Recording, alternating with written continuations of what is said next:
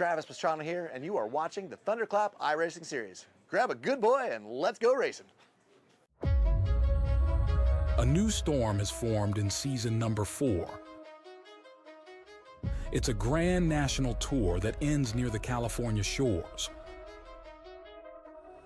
Home track heroes take on big league talent.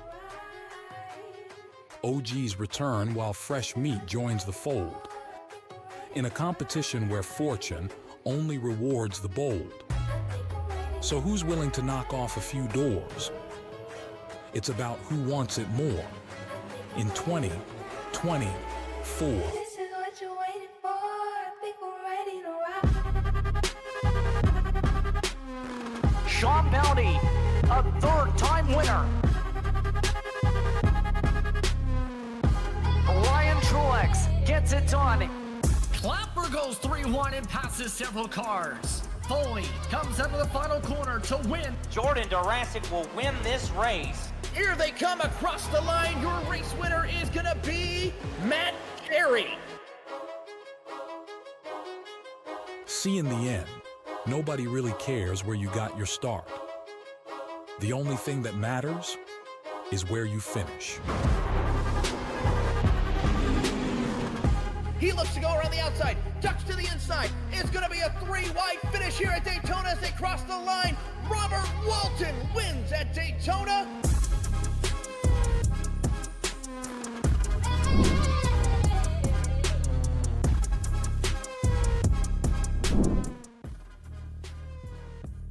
The race for the Thunderclap iRacing Series Championship and the Pine Golf Dash for Cash takes us to Crimson Tide Country and Talladega Superspeedway for what should be a great night of racing. Good evening, everybody. My name is Nick Stein, joined alongside my good friend Taylor Burris, and of course, as always, Austin Derbyshire in the production truck. Oh man, tonight is going to be a good night. It's Talladega Superspeedway, it's the Xfinity cars, it's 100 laps, it's going to be a good race, and let's just get going already, Taylor. Absolutely. Good evening, everyone, here in Sweet Home, Alabama, as we zoom into Talladega Superspeedway, NASCAR's biggest oval, 2.66 miles. This track here is by far one of the most exciting, interesting, and probably one of the most prolific racetracks that everyone wants to try to win at. It's hard to believe also there's a road course right there in the middle of the circuit as well, but this beautiful track was by far Big Bill France Sr.'s major plan to basically outdo Daytona International Speedway, and by far he has outdone himself with this hallowed grounds here at Talladega. So we look forward to seeing the Xfinity cars doing battle here tonight as warm-up is just about underway, and we'll give you your starting lineup here in a few minutes.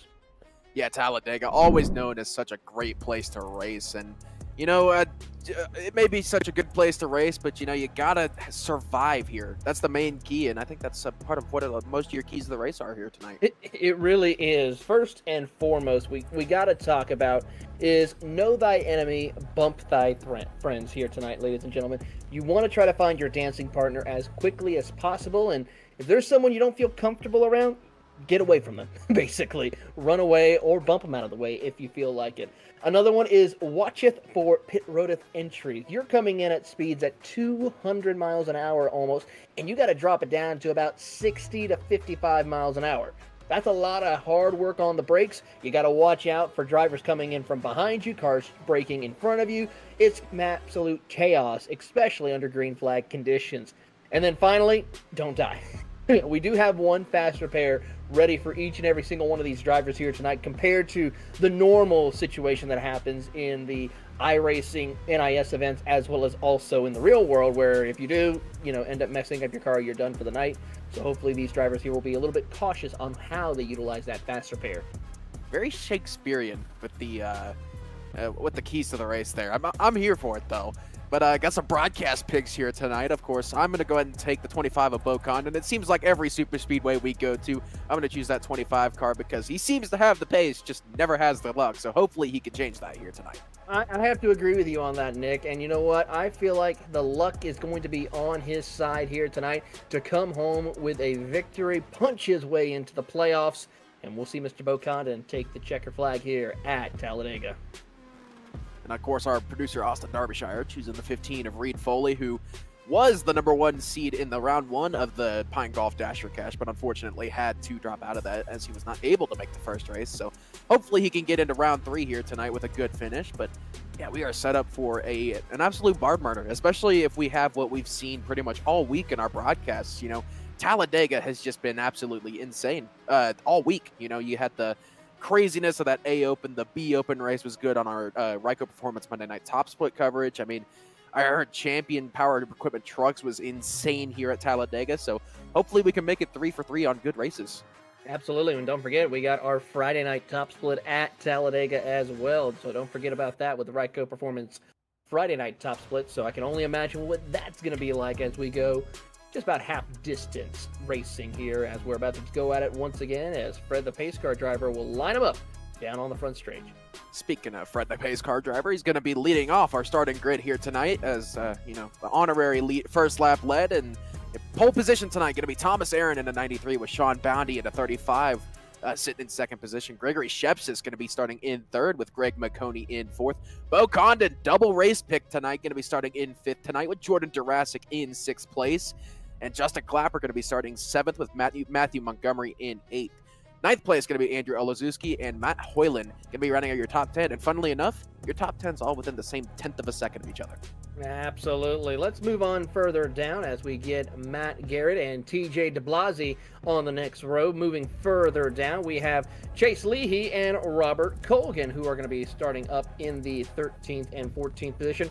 In 15th and 16th, row 8, we'll see Brandon Slew and Robert Walton in there. And then moving on down the field, we will see Matt Holmes and Todd Lee in row number 9. Rounding out your top 20, as we move further back, will be Chase Albright, and Burlington, North Carolina's very own Chase Albright will be there inside in 20th. I think you said Chase Albright twice there. I did. It's going to be Anthony Burleson at 20th position. It's still a Carolina row. Yeah, true. Dominic Gayhart going to be starting in 21st position. The other Grid Vision pick for the night, Reed Foley, going to be in 22nd place tonight. Matt Cherry, our Daytona, I believe, Dual 1 winner, going to be starting in 23rd, excuse me. So he's got a little bit of work to do tonight. Ryan Zook going to be starting 24th tonight with Joshua Corner in 25th. Brandon Schumann going to be 26th with Bobby Grant in 27th. Noah Rainwater 29th. Kyle Bartles in he's going to be in 29th, and that's a new name here. I believe he is a rookie for this race, and he's the last car to set a time tonight. Christopher Tate going to be starting 30th, Tristan Bruce 31st, Thomas Kohick in 32nd, and Damian Neeson going to be starting shotgun on the field in 33rd position. Possibly the safest spot in the entire track, I'd have to say. Honestly, I feel safer being up front. If I'm Thomas Aaron or Sean Boundy, that is where I want to stay, because yeah, the back seems safe until you have an absolutely track-blocking wreck through turn 1. Totally not speaking from personal experience. Absolutely. I've had my fair share of winning and losing some races here at Talladega Superspeedway, and I got to say, it's one of the tracks where you love it because of just the excitement of how close you could possibly come home with a win, and also there's times where you could hate it because you were so close of winning, but someone gets that extra little bit of boost coming out of the final corner, or you don't survive the big one that happens coming out of turn 4. Yeah, man, Talladega's just, you love to hate it, and you also just love to love it as well. You got a big-time love-hate relationship with this track, and, you know, it can be fun, and it is going to be fun tonight as these guys are starting to rear up, get those engines revving here tonight. 100 laps here at Talladega Superspeedway. Thomas Aaron going to be leading the field as got to wait a little bit longer for the Geico restart zone here as it's going to be middle of the tri-oval. Green flag here in the air at Talladega Superspeedway presented by Pine Golf. Thomas Aaron going to be leading them down to turn 1. Field just getting up to speed here. You see a little further back on the inside lane of the driver of Thomas Aaron along with the driver of Gregory Sheps trying to work together with the Pine Golf machine and the UNT machine, but they're not as all put together as we see Boundy, McConey, and Jurassic. They're struggling a little bit right now as they try to work down the Alabama Gang super stretch, and Sean Boundy will lead the charge in the Rebel Racing Toyota. Yeah, that's one thing we saw in our Ryker Performance Monday Night B Open Top Split coverage is we saw that these lines, they were they were really even throughout the race. There really wasn't much of a momentum difference between the two lines, and it was just a really close race all throughout until things started to kick off a little bit there in the final 10 laps of that race. So I'm expecting more of the same here. You know, these lines are going to be really even, as it looks like Sean Bounty going to be coming through the tri-oval to lead lap number 1 here, and it is going to be really even between these two lines. They both look very, very well formed up here so far, so we'll have to see who can do what with this momentum. Absolutely, as they work through the middle of turn 1 and 2. Here you see the 93 of Thomas Aaron gets a good push from Gregory Shepsis for the race lead, but can't quite seem to close the gap. The outside lane is the preferred lane as Bounty drops down to the bottom of the racetrack to try and stop the draft and the momentum on the inside lane, and he will be the Pied Piper here tonight. Bounty dropping to the inside there, leaving that outside line kind of for dust there, as got the 12 car up on that outside leading now, and he's got almost no help from behind, and that's always just a bad feeling here at Talladega. Greg McConey there, unfortunately, his Purdue Boilermakers losing in the national championship. I'm still not letting him put that down. Safe to say he's feeling a little blue. As we thank Brian Joseph for subscribing to us here on Grid Vision. Thank you very much. And keep up to date with all of our news and information on all of our social media platforms at Grid Vision as we watch the battle down the back straightaway here. And so far, that inside lane is all lined up nose to tail, while on the outside lane, it is McConey and Durasic who are trying to get it going, but so far struggling on the outside. Yeah, of course, it's not really that crazy just yet because we're still working our way to stage number 1. Of course, stages tonight going to be at lap 22 and lap 48, so these guys looking like they're trying to play it a little bit slower here. As I say that, a third line is starting to form a little bit further back in the lead pack. A couple cars wanting to peek out maybe and get a third line going, but like I was saying, I think that it's going to, you know, start a little bit slower here, and then once we get closer and closer to that lap 22 mark, that's where we're going to start to see things really kick off here. And you know, that's always the love for Talladega right there. It can be boring at times, but then next thing you know, you got 4 or 5 wide going on, and it's just an absolute hornet's nest. It really is, and right now we're in one of those hornet's nest moments right now with Chase Leahy. You ride on board with him in that number 34 Ford with the Grid Vision colors, hitting speeds of close to 190 miles an hour as they head through the middle of the corners, and gets a good run in that Ford Mustang. And there you see the Hornet's Nest. It's 3 wide for him as he's trying to stay towards the bottom of the racetrack, and that third lane is starting to come into play on that outside, led by Matt Cherry with help from Noah Rainwater. Yeah, Matt Cherry, of course, as I said earlier, dual 1 at Daytona winner in that 45 machine, so he's got the Superspeedway help. Of course, that was in the next gen, but on the Xfinity car here, so a little bit different of a skill set needed here to win with the Xfinity car, but it's still a similar experience as Thomas Aaron getting a little bit loose all the way on that inside line. 3 wide here at Talladega. That looseness that happened with Thomas Aaron, this allows Matt Cherry to get the big push he needs for help from Noah Rainwater. Now the question is going to be, what are these drivers who are going to go to the outside as Jurassic shuts the door right there on Matthew Montgomery a little further back. But here comes Matt Cherry to the outside, leading the charge. Will he lead this lap? He's up to second, tries to come across the line. Not quite. He will still hold on to second. Sean Bounty leads that lap. That's going to put the 12 of Greg McConey down into the sucker hole, as now that outside line all the way up next to the wall, which is the ultimate preferred line here at Talladega, is starting to take over a little bit, as now Matt Cherry drops down with 2 other cars behind him to get that middle line going once again. And this is what we're going to see all night. That now that we have 3 wide going on, we're going to see that outside line. They're going to fall back, and then they're going to get more help and go back up to the front. And we're going to see lead changing like that all night. I guarantee it. Yeah, right now Jordan Durasic is the new leader on the top side of the racetrack in that number 6 machine, as he's trying to get some help a little further back from a couple of other drivers. They're not really as much momentum based at the moment. There you see Montgomery trying to work with him a little bit, but so far they don't have enough actual momentum. Plus also the drivers on the inside lane, that middle group and bottom lane, they're a lot more organized compared to the top lane. Yeah, and we're starting to see through the tri-oval. We'll really see it well coming off of turn number 4 and going through the tri-oval again on this next lap. The tires are starting to wear for these guys in this Xfinity car. And tire wear, it may not seem like much here at Talladega as we're seeing a car, I believe that's Andrew Olazewski there backing out. deciding that it's a little bit too dangerous up there in that lead pack. But yeah, like I was saying, we're really going to see it.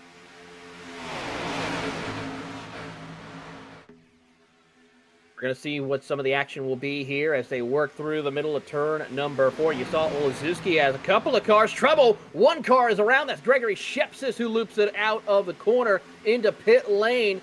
And there we see pit road is definitely a danger situation. No caution because of Shepsis spinning below the racing line. But that's going to cost him some valuable time here on this pit entry. As we'll take a look at the grid vision replay, as we'll take a look at the helicopter coming in. There you see, he tries to go. Does he overshoot? Nope, just gets a little help from Bo Condon, unfortunately, which will loop him around, cost him a penalty, possibly. Don't know if he made it down, but unfortunate night for Shepsis, as he was having such a good run for the start of the race. As we go back up to the field, though, Sean Bounty, with help from Greg McConey, are making the charge up to the front of the field. Will anyone else join them down on the pit road this time? No. Bounty, Cherry, and Jurassic, your race leaders. Yeah, that surprised me a little bit there. I wasn't expecting green flag pit stops on lap number 8 there. Really interested why. We had a couple of cars come down pit road there. Maybe the fuel window is not quite able to hit 22 laps here, but figured that everyone would at least try to make it to the stage. That's a little bit odd. No, they should have been able to make it to the stage. Normally, a fuel run here at Talladega is about 30 to 35 laps, if I remember correctly. Do they have any fuel limitations in this league? I can find out for us momentarily. I was going to say, that's the only thing I can think of as to why we would have people pitting that early into the race. And it's Thomas Aaron and, ooh, Greg McConey taking it up all the way to the outside. 50% fuel capacity. Oh, okay, that does make sense. So these guys will have to pit before the end of stage number 1. Yeah, because you're looking at, if you're doing about 30 laps normally, you're looking at pitting at lap 15. Yeah, between 15 and 20. And we just saw right there Greg McConey taking it all the way up to the outside right in front of the 45 and Matt Cherry off of turn number 4. And that's going to promote him up to the lead as he's going to lead his first laps of the night. Don't forget a couple of the drivers who are in this battle right here. You have 4 of them who are trying to get that extra $50 courtesy of Pine Golf. Thomas Aaron, Jordan Jurassic, Olszewski, and Matt Garrett. Currently, if the race were to end, it would be, of course, the driver of, if I look over everything correctly, I believe it might be Matt Garrett who would win the money. Speaking of the Pine Golf Dash for Cash, go ahead and play a little informative video about this so that way you guys can actually figure out what this is all about.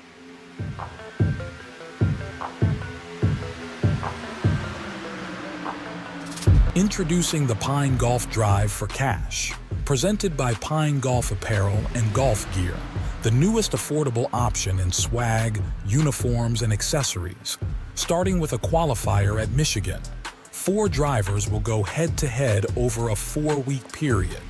The highest finisher of the quartet in each event wins a $50 cash prize and automatically qualifies for the next round. The next 3 highest finishers, classified as full-time drivers, qualify for the following round until the final event on May 1st. The first round will take place on April 10th for the Gen 4 throwback event at Old Texas Motor Speedway, followed by round 2 and 3 at Talladega and Dover before concluding at Homestead. We're taking golf from the green to the pavement, 4 drivers, swinging for a hole in 1 cash money victory, and the respect of being a Pine Golf Drive for Cash winner.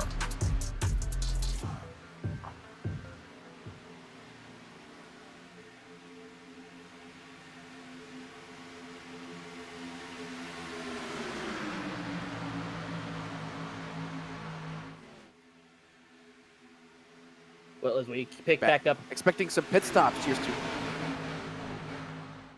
Yeah, we are expecting some pit stops there, Nick, as we watch the field get themselves situated. And I think it's safe to say here they come down to the bottom, led by the 12 of Greg McConey. As how about Matt Cherry sending it from all the way back? Contact is around. Sean Bounty and a couple of other drivers making almost some close contact. Oh, man, a lot of drivers involved in that, and that's the craziness of Talladega pit road there as Matt Cherry gets a black flag for speeding on entry there. The Alabama State Highway Patrol not playing around with the 45 of Matt Cherry. No, they are not. He has got busted for sure on this matter, so tough break for them as they will see everyone else come down pit road to just top off with fuel. We shouldn't really see anybody changing tires right now. If not, maybe not even after the first stage, as we'll pick up Matt Garrett, who will lead the charge. Usually the strategy here at Talladega in the Xfinity car is to take rights after about 30 laps, so wouldn't expect anyone as more cars coming down pit road. Got two. This is Matt Garrett, and a little bit hot there into pit road.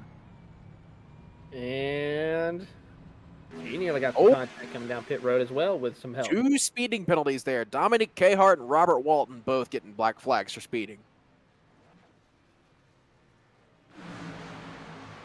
Alabama Highway State Patrol is definitely on the hunt for here tonight, as Reed Foley will now lead us here as Matt Cherry will come down pit road to serve his penalty. Yeah, Matt Cherry coming down pit road. Of course, speeding here, at especially at Superspeedways, compared to everywhere else, it's just a drive-through penalty at plate tracks, but usually it's a stop and go at some of the shorter tracks, so getting lucky there with being able to just bring it down pit road and have to drive through and not having to lose a lap, which is kind of a death sentence here at Talladega.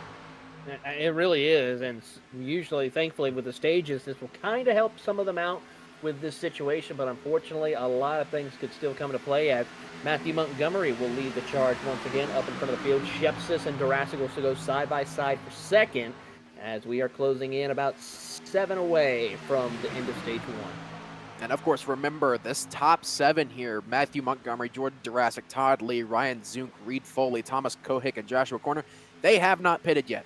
These are the only cars to have not pit. This is pretty much this entire lead pack plus I think 1 or 2 lap cars. So these guys have not pit yet, and technically your on-track leader right now would be the 66 of Robert Walton, but he does have a black flag, so that's going to hand, in essence, the race lead to Thomas Aaron in the 93.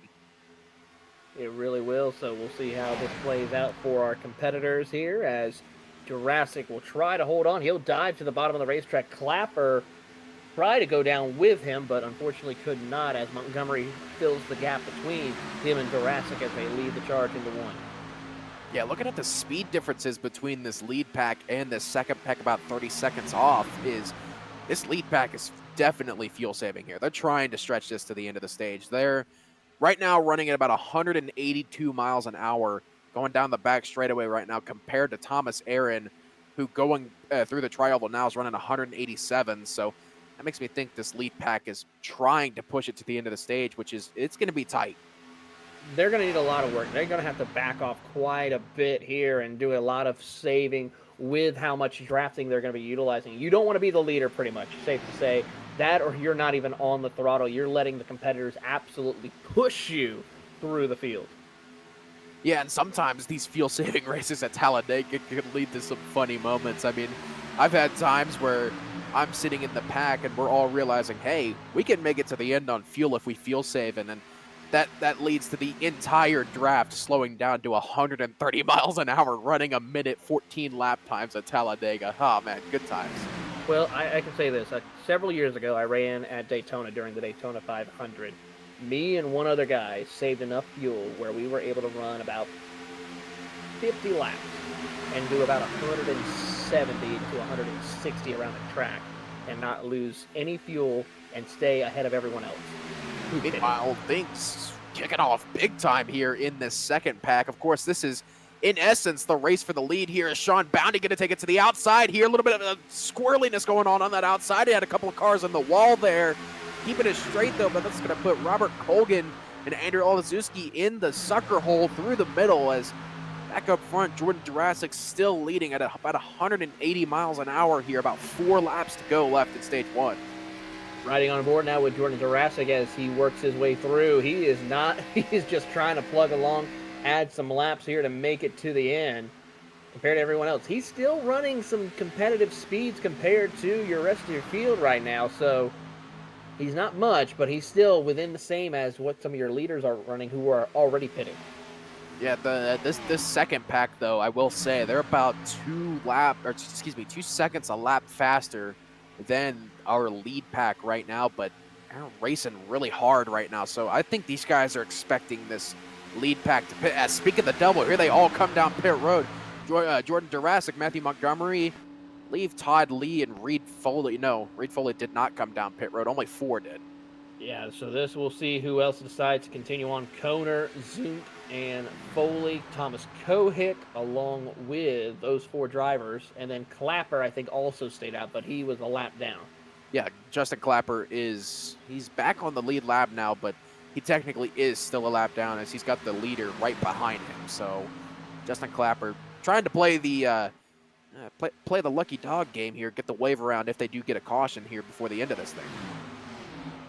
A lot of things that could still come through with this, though, but some really bold strategies. Only a few laps left to go, about 3 or 4, and looks like Reed Foley will wave the flag and surrender, along with the 04 of Thomas Kohick. Oh, my goodness, Reed Foley.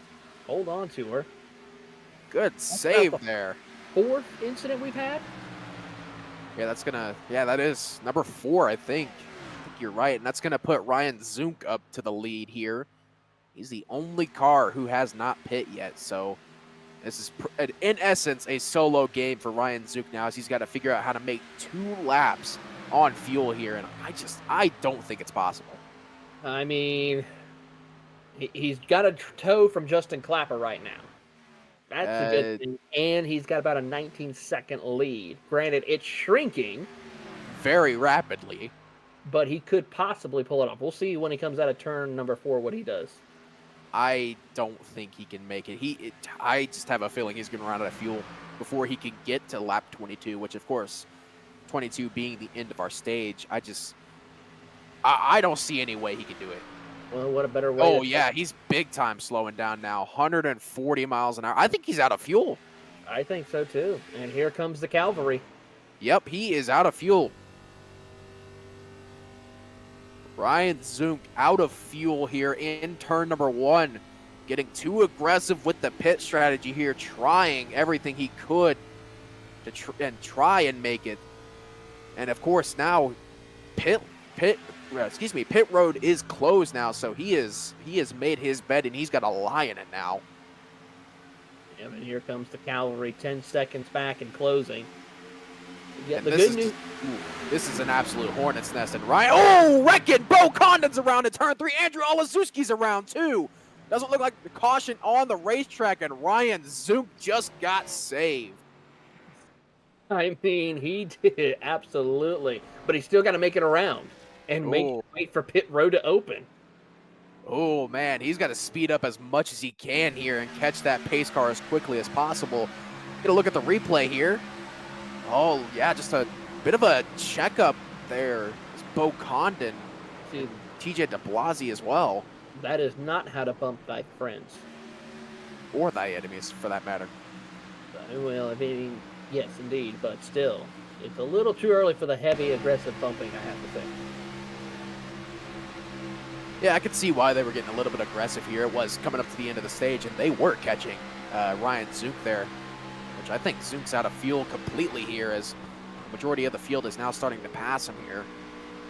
Yeah, he's staying below the yellow line, everyone passing, but the problem is they have to give way because he had the position, unless, they just gave him an EOL penalty, so in order for no one to get penalized from that. So, tough break for him. He will not get any stage points. Well, will he? Because he technically was the leader at the time of caution, and since it was within a lap of the stage finish, the stage finish should be what the order was at the time of caution. I don't know. Normally, we'll keep an eye on this, but while these guys are coming down pit road, we're going to go ahead and take our first commercial break of the night. Stay tuned, and we will be right back here with the Thunderclap iRacing Series race from Talladega Superspeedway.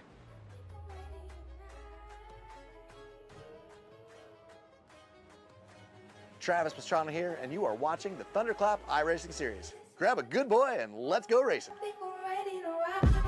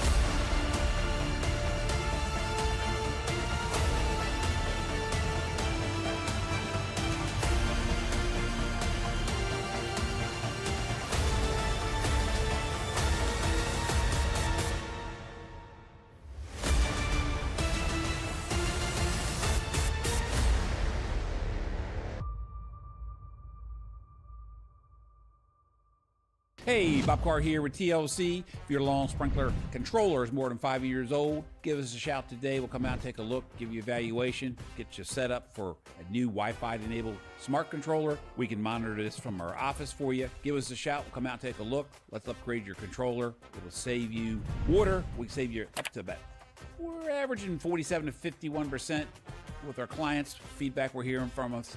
So give us a shout today. We're glad to come out and take a peek. Talk to you soon.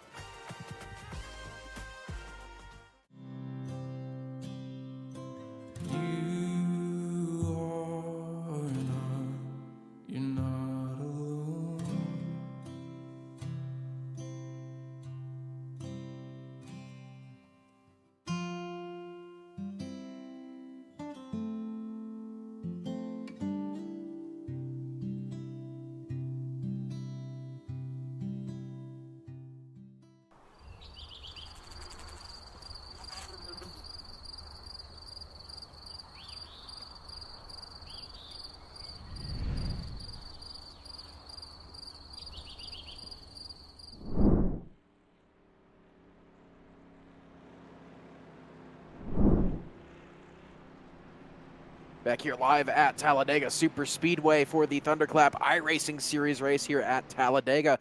100 laps here tonight in the Xfinity car. Lap 24 currently. Just got finished with stage number 1 here. And it was quite controversial. Not controversial, I guess that's the wrong way to put it. But it's quite interesting as we had Ryan Zunk try to push it to the end on fuel and was about 100 feet from doing it before a caution came out and kind of messed with his plans there. But yeah, Talladega always puts on a show here. Talladega giveth and Talladega taketh. The cruel mistress. Yes. Well, no, that's Darlington. Close enough. Talladega can be a cruel mistress as well. Not as cruel as Darlington. Well, but still cruel. Yes, very cruel. But as we watch the field get themselves situated here and double back up, McConey will lead us to the green flag for stage number 2. Followed by Thomas Aaron, Brennan Schumann, Noah Rainwater, Chase Albright, Holmes, Zunk, Christopher Tate, TJ DeBlasi, and Sean Boundy, your top 10. We currently have 30 cars on the lead lap. Gregory Shepsis, the first car, 1 lap down.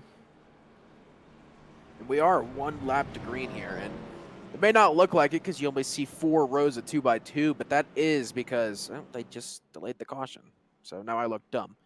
But what I was getting at is you only see 3 rows of 2x2 because literally everybody came down to top off with fuel, and we're looking like maybe some people may come down again to top off with fuel here, but you know, that's Talladega for you. These guys trying to get as much fuel packed in as possible. As we're going to see Greg McConey now come down pit road. Ryan Zunk's going to follow him down as well with the delayed caution. You got Jordan Durasic in the back as well. These guys trying to do everything they can to get as much fuel in this car, and it's a bit of an exercise in futility because there's no way they're making 24 laps. No, they're not. So they're going to have to try to break this up 12 and 12, honestly. If I was some of these drivers here, as Zunk misses his pit stop, his pit box, and now will have to back up and try again along with everyone else as he will lead off pit road.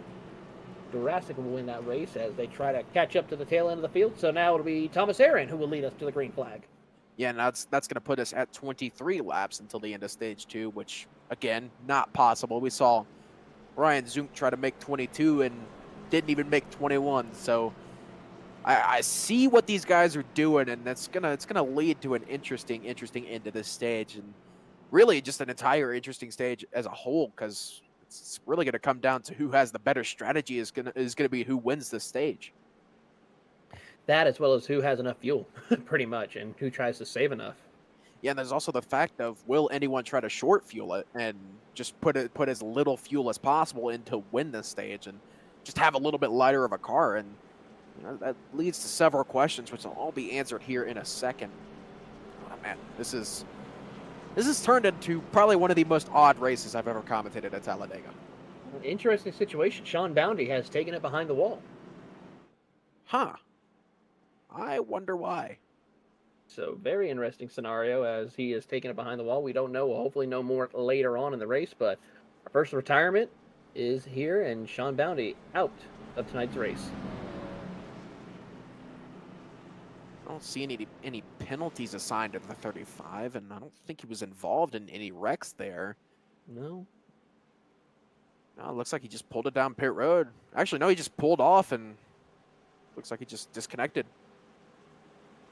Well, it's going to be an interesting situation for Brandon Schumann and Thomas Aaron. Aaron has 2 of the cars with him, while Brandon Schumann has the entire field lined up behind him.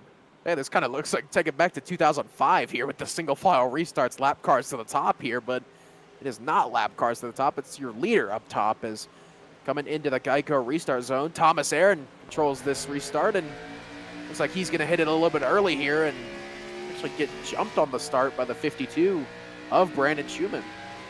Schumann in the Waffle House machine would try to see about jumping to the top side. Thought better of it. It's going to stay tucked up down on the bottom of the racetrack with help from Chase Albright in the Moaz machine, who's going to give him a little bit of a push as they head down to turn number 2. The outside lane, though, starting to get a little more organized as TJ DeBlasi joins Christopher Tate on the outside. Now Robert Colgan hopping up in the outside line as well. Noah Rainwater and Thomas Aaron going to take it all the way down. Now Matt Holmes going to be leading that outside line. He's got the 30 of, I believe that is Christopher Tate there, and TJ DeBlasi for help now. This is kind of a odd restart here. Very odd. Very odd indeed. Well, everyone continues on racing here to set themselves up for a run. And, of course, those drivers who came down pit road on that 1-to-go signal, they can stretch it a little further. But the question is, how long will they want to stretch it compared to our race leaders, as Matt Holmes will lead that lap as they head off into 1. Yeah, that's the question. That's going to be what the question is here is how far do you want to stretch it? Is like you said, I mean, you already know you're not going to be able to make it to lap 48 here on gas. You know, it's 22 laps from the time we took the green flag. Oh, big wreck here. Andrew Olazewski around once again, and that quite literally changes everything. Well, it'll help out a lot of drivers, I would have to say, as Olazewski gets punted or sent around the track, and no one really makes contact with him except for maybe one driver.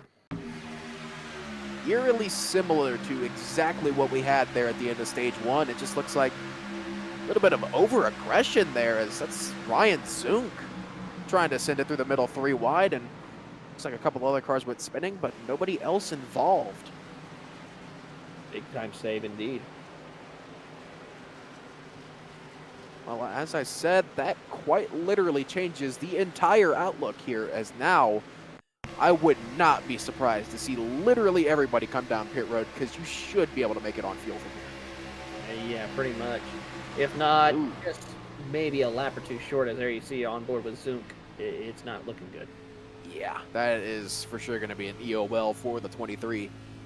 Bit of over-aggression there, trying to get back up to the lead draft. But as we were saying, almost guaranteed to see everyone come down pit road and top it off with fuel, because that'll put us at exactly 20 laps left in this stage, which I believe that's the max that you can make it on fuel here.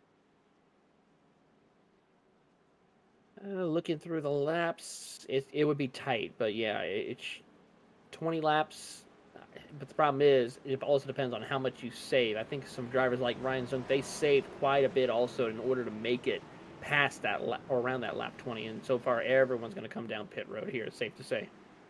Yeah, and, you know, that makes me think it's going to turn into kind of what I was describing earlier. Everyone just abhorrently off the pace, trying to save as much fuel as possible, because, yeah, if we're at a 50% fuel capacity and the normal fuel window here is about 38 laps, that puts us right on the edge of 20, like with a lot of fuel savings. So pit road, busy place here. As, Matt Holmes there getting a little bit of contact, and it's going to be a tight race off pit road, but it looks like Matt Holmes is going to win it. And Holmes, your winner off pit road here, and great drive for him in the number 5 machine. He will lead us to our next restart here momentarily.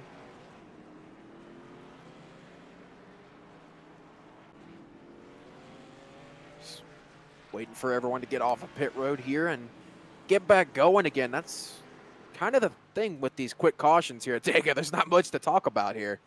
I mean, to be fair, that's pretty much anywhere with a couple of back-to-back cautions. Not really many storylines developing in those 2 laps. Why not? Let's talk about the weather. How's the weather? Well, the weather is absolutely going to be a little bit toasty out there in Talladega. 82 degrees is the air temperature. How about that? 122 for the track.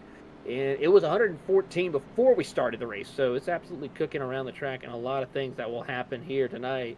So these drivers got to be careful with how much those tires are. Normally we don't expect it, but with how hot it's going to be, it could change a little bit of the strategy calls. You know, that's probably why we're seeing a lot of loose race cars here through the tri-oval, especially over that big bump there right at the start of the tri-oval. Is incredibly hot track temperature. 122 is obscene. that is a very, very, very hot track temperature. Yes, it is. So we'll hopefully see some different things and hopefully get a little cooler out there for our drivers.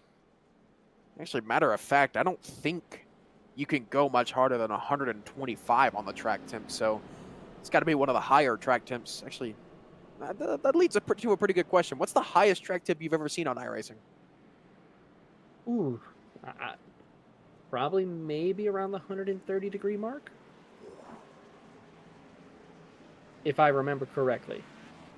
I was going to say the hottest I've ever seen, and I have a screenshot to prove it, was a Gen 6 race back when it was the main Cup car.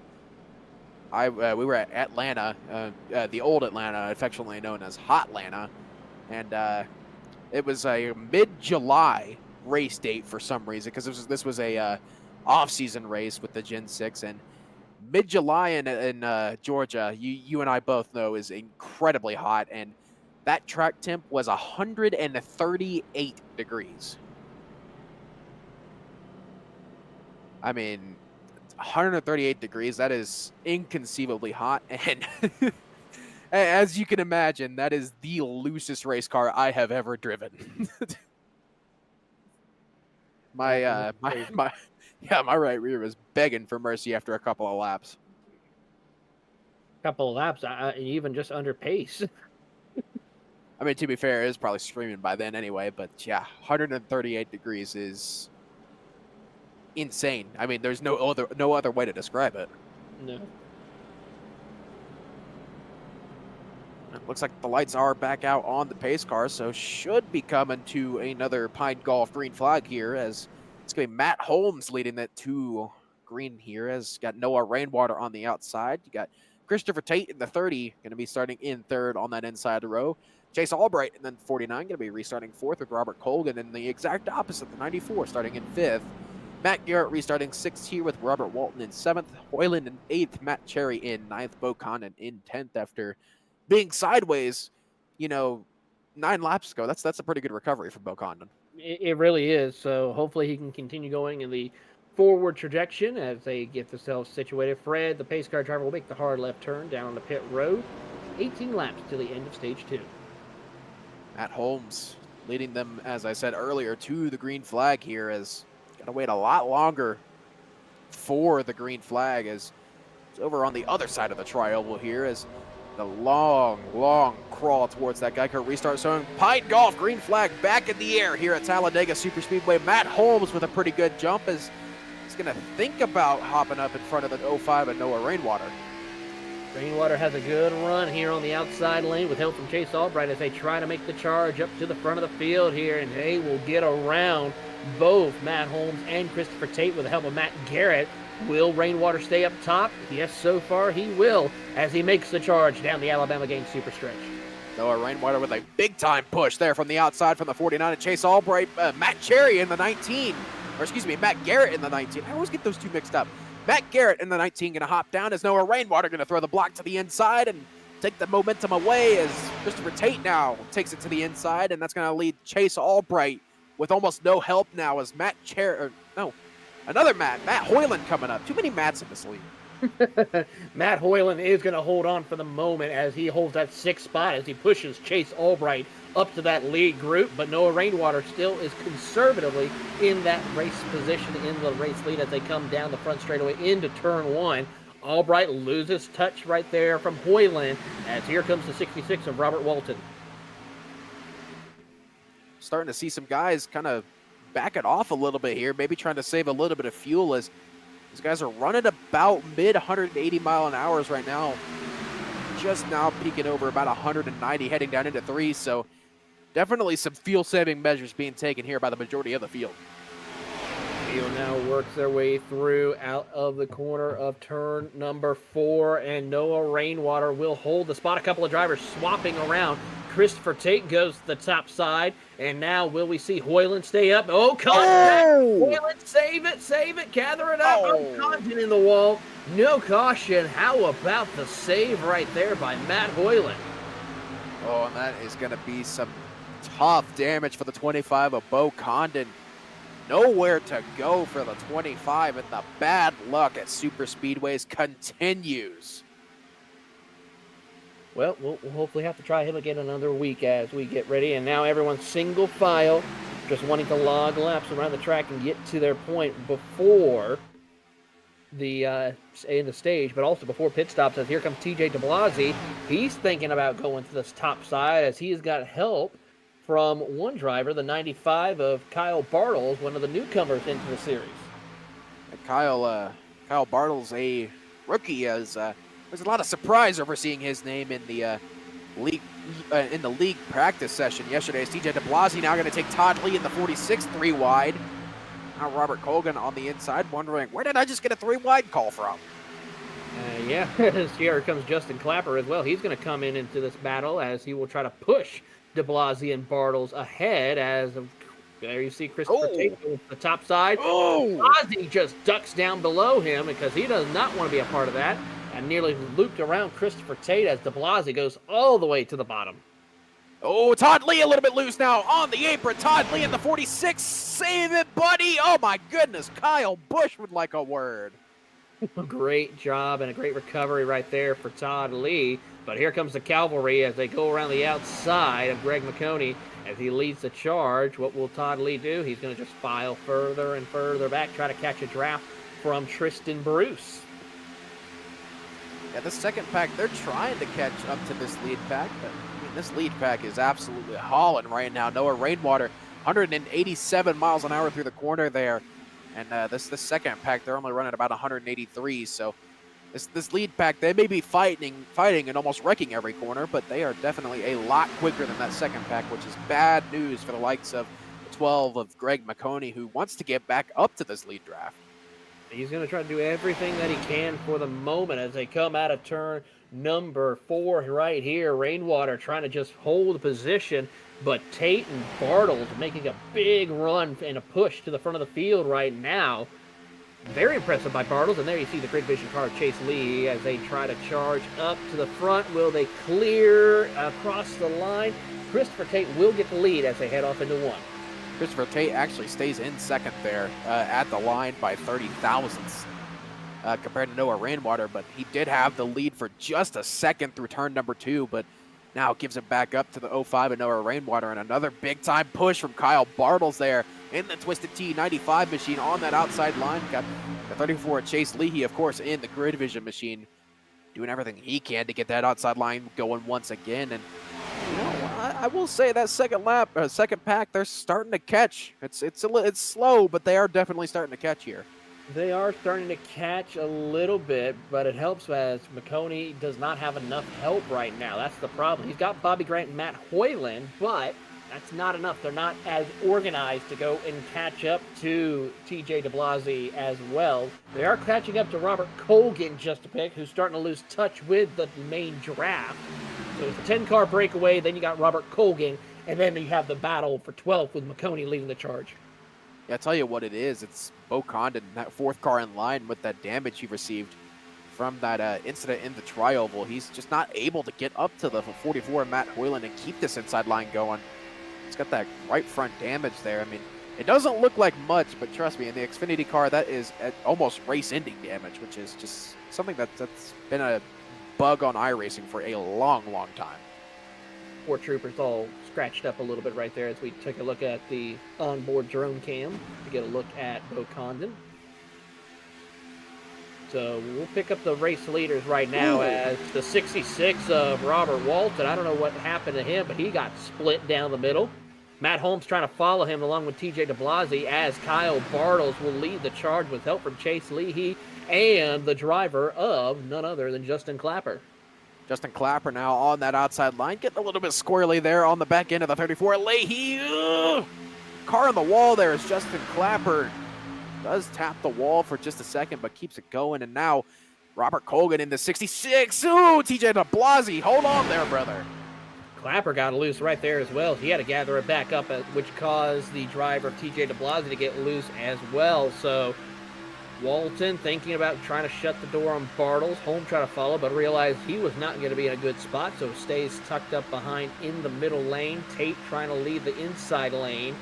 With these 9 drivers battling, this could open the door for the rest of the field to close back in on them, because Greg McConey, he's 3.6 seconds back and closing.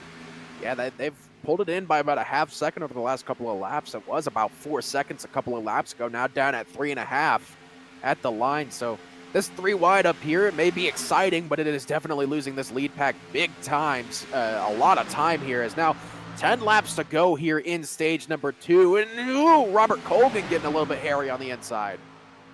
Drivers got to realize also they're coming in on the end of a fuel run as well, so we should be seeing some drivers thinking about coming down pit road here probably in the next couple of laps if they want to make it to the end. Yeah, pit stop's definitely going to become a part of this stage finish here, as now still 3 wide up here. You got Matt Holmes, Noah Rainwater, and Kyle Bartles on the outside. Holmes, though, almost gave a hip check to the 95 of Bartles going down into turn 1. Bartles gathers it back up as they try to work their way through on the outside. Walton gets a little bit of a tug right there and then shipped up the racetrack. That opens the door for Holmes to now go into contact. That's going to be a caution. Colgan around. And you said the front was the safest place. Okay, yeah, that is fair. I did say that. Tough break for Robert Walton right there, as we'll get a look at the replay. See, Walton tried to go up the track, and then he does. Oh, then bad bump right there by Matt Garrett. Well, that eliminates our fuel issue. Yeah, it does. We can hear the sheriff, Justin White, going off on these boys in the race control chat. He is not a happy camper right now. Well, I mean, if you think about it, there's a time and a place to give the bump when you're trying to draft with these drivers. That wasn't the time. Or the place. Exactly. Well, this is the place to bump draft here around the circuit, but this wasn't the time to give that big of a shunt up the track. Yeah, I mean, that push theoretically could have worked in that situation, but the 19 of Matt Garrett was not lined up at all with the 66. And yeah, that's a thing with the Xfinity car. If you are not perfectly lined up when you give a push, it is going to spell bad times for you or whoever you're pushing. As you see right here off the back end of the 66, just off center by that little bit, and it just sends the 66 for a ride.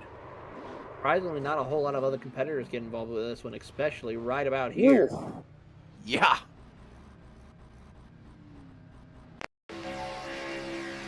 Looking off the front here of the 19 of Matt Garrett, just look. He looks lined up, and then just a quick little shuffle there from the 66 of Robert Colgan, and just spells spin time for the 66. Tough break. Now pretty much most of our front runners are going to be determining to come down pit road or not. It's safe to say most of these drivers will, as Kyle Bartles and several others have already come down pit road this time by.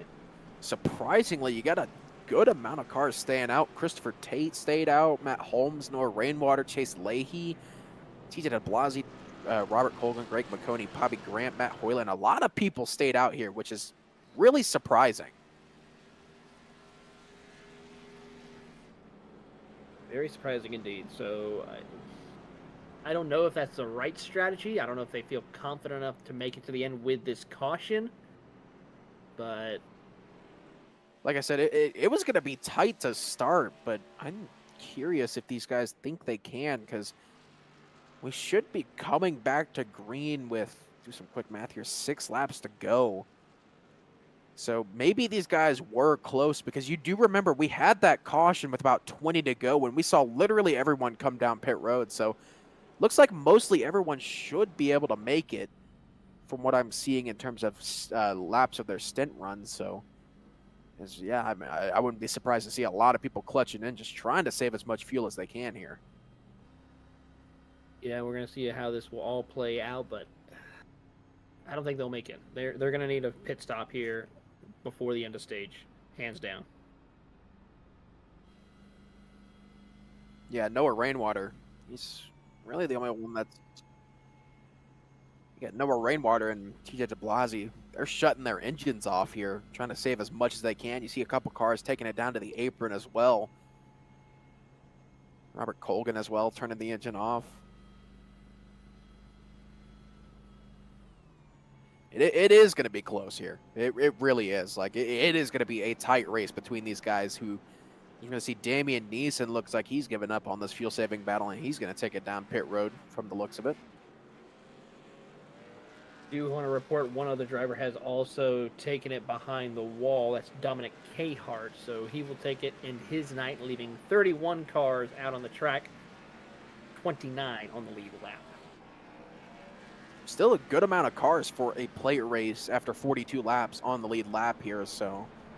We have officially hit 1 lap to green here. Lights on. The pace car are out. It's going to be Christopher Tate leading these guys back to green flag here. As you got Matt Holmes to his outside. Noah Rainwater pushing the 30 of Tate. Got the Grid Vision car. The 34 of Chase Leahy pushing the 5 of Matt Holmes. See Christopher Tate right there trying to save as much fuel by going below the yellow line here. It's going to be close to see what he can do. Hopefully none of these drivers run out on the restart.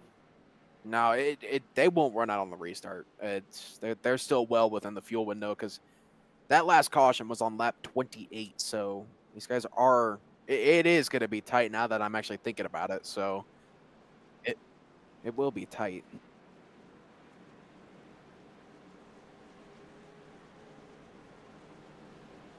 As the field works their way through around the circuit, of course, we'll keep you up to date with some of the more exciting things that are happening here on Grid Vision. But of course, tonight's broadcast is brought to you none other. So I pull up a couple of things right quick.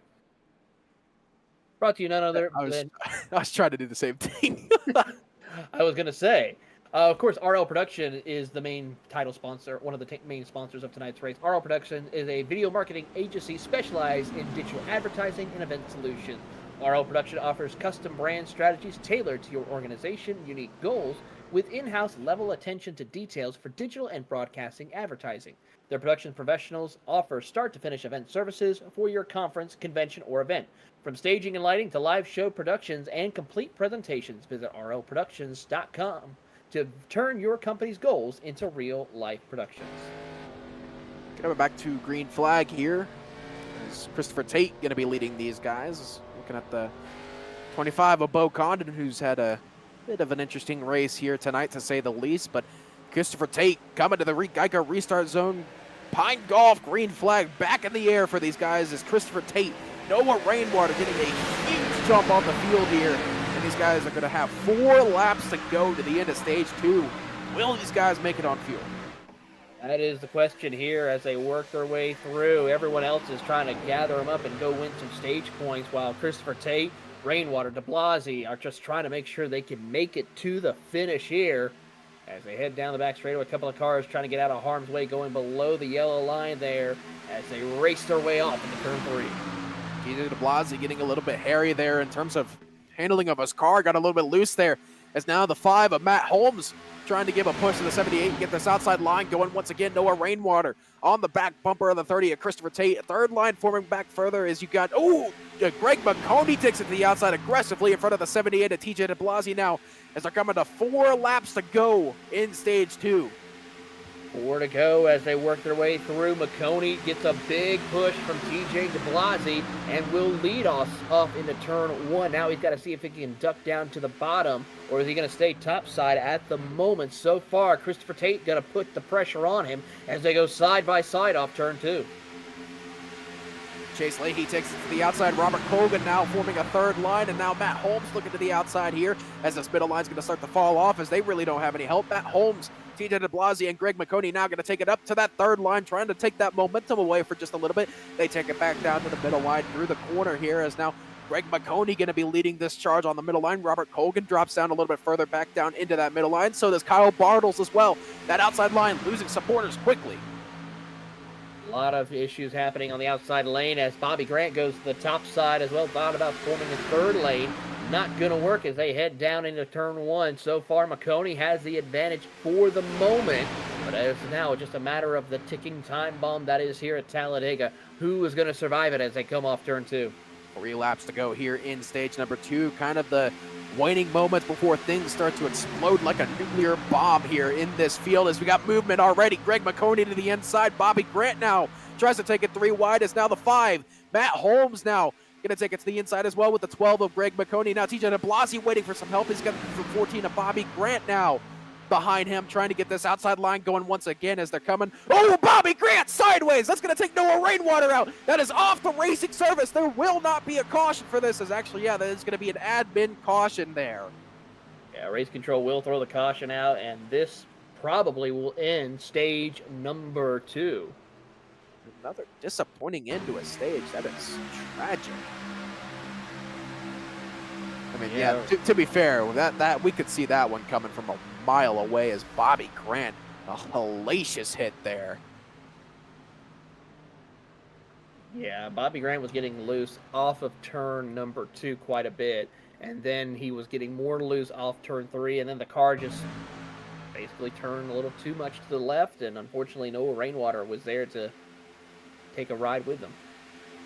And that's going to mark our 3rd retirement of the night as Reed Foley going to pull it behind the wall in the 15.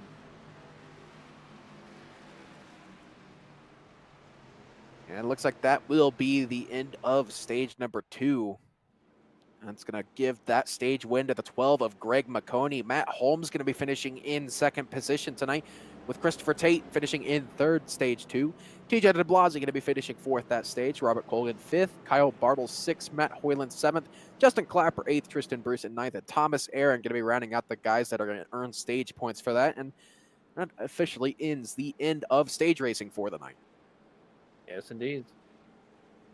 As it looks like most everyone should be coming down pit road here. We're going to go ahead and take our 2nd commercial break of the night. Stay here, as actually nobody going to come down pit road, but still stay here. We will have more coverage and the finish of this race, hopefully, here on Grid Vision.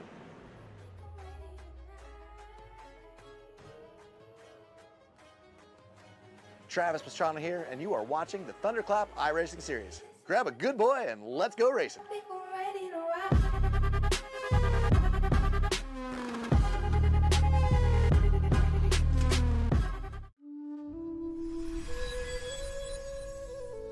In a distant kingdom, in a magical realm, there lived people who faced dreadful drainage problems on their lawns. For many years, they suffered from puddles and mud in their yards. Until one day, the saviors from TLC Company appeared with their magical shovels and lifted the wet curse from the kingdom's residents. Forget about puddles and mud. With us, your yard will become a genuine fairy tale nook. Call us right now, and let's transform your drainage concerns into a magical adventure. TLC, where every home becomes a fairy tale. Hey, Bob Carr here with TLC. You got a outdoor lighting, landscape lighting system. Maybe we installed it. Maybe it was there you inherited it in your house and you want to upgrade it. Now's the time to give us a shout. We'll come out and take a look, evaluate what you do have, tell you what you could have. Give us a shout today for all your outdoor lighting needs. We'll talk to you soon.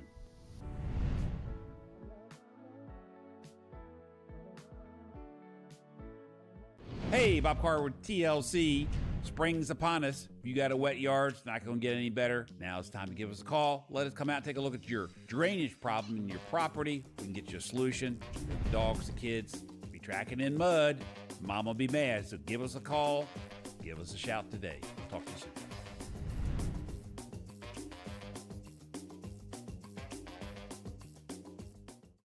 TLC is the best in lawn sprinklers, outdoor lighting, holiday lighting, yard drainage, and more. Let us take care of your project. Get your free, no obligation estimate from TLC today. Hey, Bob Carr here with TLC. Hope you guys are enjoying this race. Let's take it down to the booth and get updated on what's going on.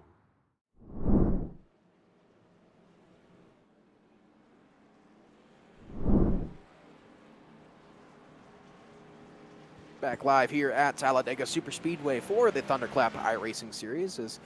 Just saw the end of Stage 2 there, unfortunately ending with a wreck between, I believe it was Bobby Grant and Noah Rainwater that went sideways there off of turn number 4, coming to 2 laps to go in the stage there. So, bit of an unfortunate end to the stage there, but once again, it is Talladega, and these things do tend to happen, as now it's going to be Greg McConey, Matt Holmes, and Christopher Tate rounding out your top 3 here tonight to start off stage number 3.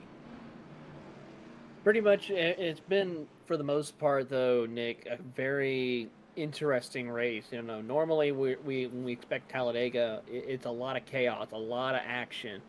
Here, due to the fact that we have fuel strategy in there, it causes a lot more drivers being more conservative as far as not wanting to push the envelope too much. That would cause what we would normally see in the official races, where it's major chaos and cautions. Yeah, for sure. And you know, this third stage is going to be more of the same, but then again, it is pretty much set in stone that it's going to be a 2-stop stage 3 here. So, because these guys have been about 18 to 20 laps on fuel, so that pretty much lends itself to being a 2-stop to end off this race. So these guys looking like they're going to pit around lap 70, and that should put that last pit stop right around lap 90, which is really going to set up for an exciting finish, I think.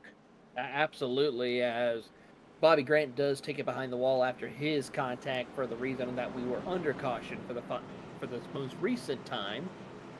So we'll see how this plays out. We're now down to 29 cars out on the track, 28 on the lead lap, as McConey and Holmes will lead us to the green flag presented by Pine Golf. You still sticking with your Bo Condon pick? Yeah, well, you know what? We're still at Talladega. Anything can happen. Ain't that the truth? Talladega, anything can happen. That should be their slogan. Anything can happen, because we've quite literally seen everything happen here. But coming back to the green flag, it is going to be Greg McConey in the number 12 on the outside, leading us back to green as they enter the Geico restart zone. Green flag back in the air, presented by Pine Golf, as Greg McConey going to get a huge jump over the field, and he's going to drop it down to the bottom, but he is going to be a sitting duck here going into 1. He really is. This is going to cause a lot of situations here, because now that he is out there by himself, Matt Holmes can get a big run on him off of turn number 2. The question is going to be, will Matt Holmes stay tucked up behind, or will he try to get around McConey to lead some laps? So far, he thinks better of it. He's going to stay tucked up behind the number 12 machine and just start pushing McConey down the back straightaway here. But here comes Matt Hoyland and Matt Cherry. A big run from the two of them between the 44 and the 45 RL production machine as they come out of turn number 4. Hoyland looking to lead the charge here tonight. Yeah, ooh, got a car on the apron there. The 30 of Christopher Tate pit stops. Well, these were the drivers who did not pit under that caution. Huh. Color me confused. Well, they're coming down on a lap 50 here. So my question is, why did they not pit under the stage caution? To get the stage points. Oh yeah, duh. There you go. I love how I love how both of you said that in my ear, and I'm sitting here like, yep, that makes sense. Stupid check. Well, Matt Hoyland will lead the charge now once again with Matt Cherry and Matt Garrett. So it's the Matt show up at the front of the field. Oh, my worst nightmare. All 3 Matts up at the front. That's not a bad thing, but it's like, it is very confusing for me. Is now Matt Hoyland going to take it down pit road solo? That's a bad thing right there. That is a horrible thing if you're the 44 of Matt Hoyland. No help whatsoever for the 44 coming off of pit road, and that might as well be the secondary death sentence here, other than being in a big wreck. Well, now it's just the Matt and Matt show. Still very confusing. Oh, that's where we go Cherry and Garrett. Yeah, I guess that could work. I mean, it's not as bad as our Record Performance top split coverage, where we usually have 4 or 5 number 12 cars in that race. So it's not as confusing as that. But hey, I mean, I've learned how to differentiate those paint schemes. I still can't differentiate the Matt Garrett and Matt Cherry though.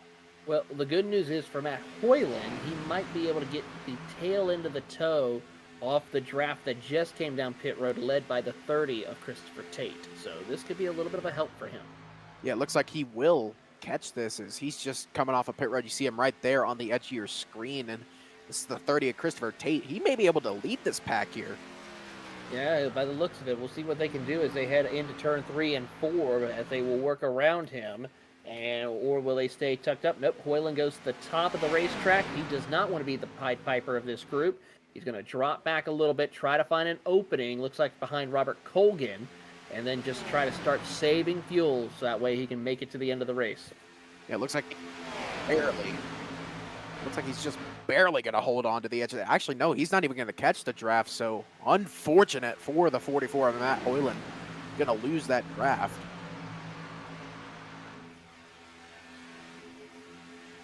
But he does have some help behind him in the likes of Gregory Shepsis and Todd Lee in the 46, so maybe a bit of saving grace for the 44, but actually he may just barely be able to hang on to the draft. Yeah, it's going to be a tall order right now. He's got a little bit of work to do, and he's going to have to hope that Shepsis as well as Todd Lee will catch up to him. Yeah, there's also the fact that this secondary pack here, led by Christopher Tate, is doing 193 miles an hour currently, doing everything they can to catch back up to this lead pack, and at the rate they're going, they may be able to catch before the next set of pit stops. It'll be close, but we also got to see how much fuel these drivers right here you see on screen with Cherry and Garrett, are they going to be saving fuel?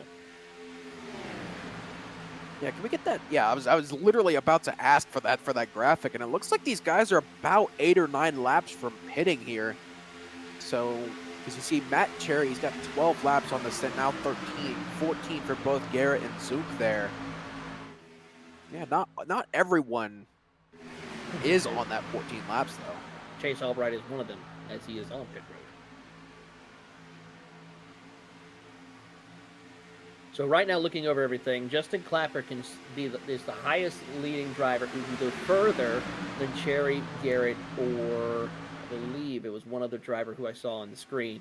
Those ones can make it for about another 6 to 7 laps, while the driver of Justin Clapper, he can go about another 10 to 12 laps.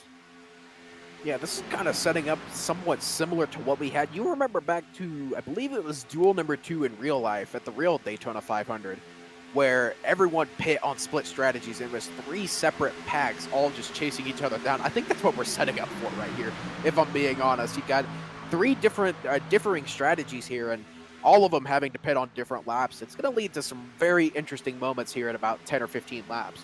Yeah, especially with 10 or 15 laps left to go in the race. That's where it's going to be more interesting, because you got to wonder who's got enough to make it when they have their final pit stop.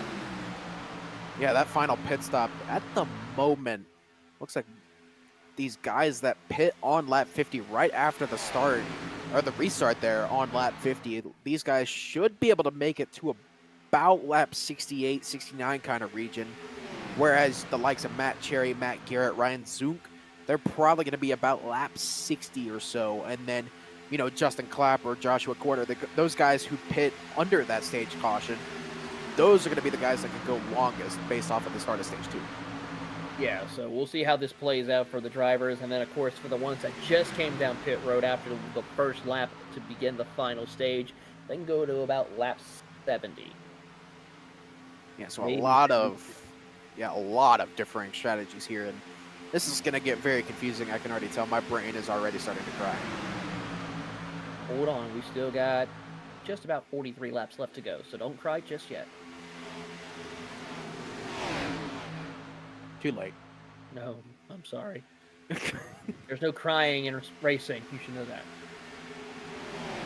That is true. I mean, yeah, you're right. There's no crying in baseball either. Nope. Or football, for that matter. Nope. Or basketball. Maybe. Soccer, definitely.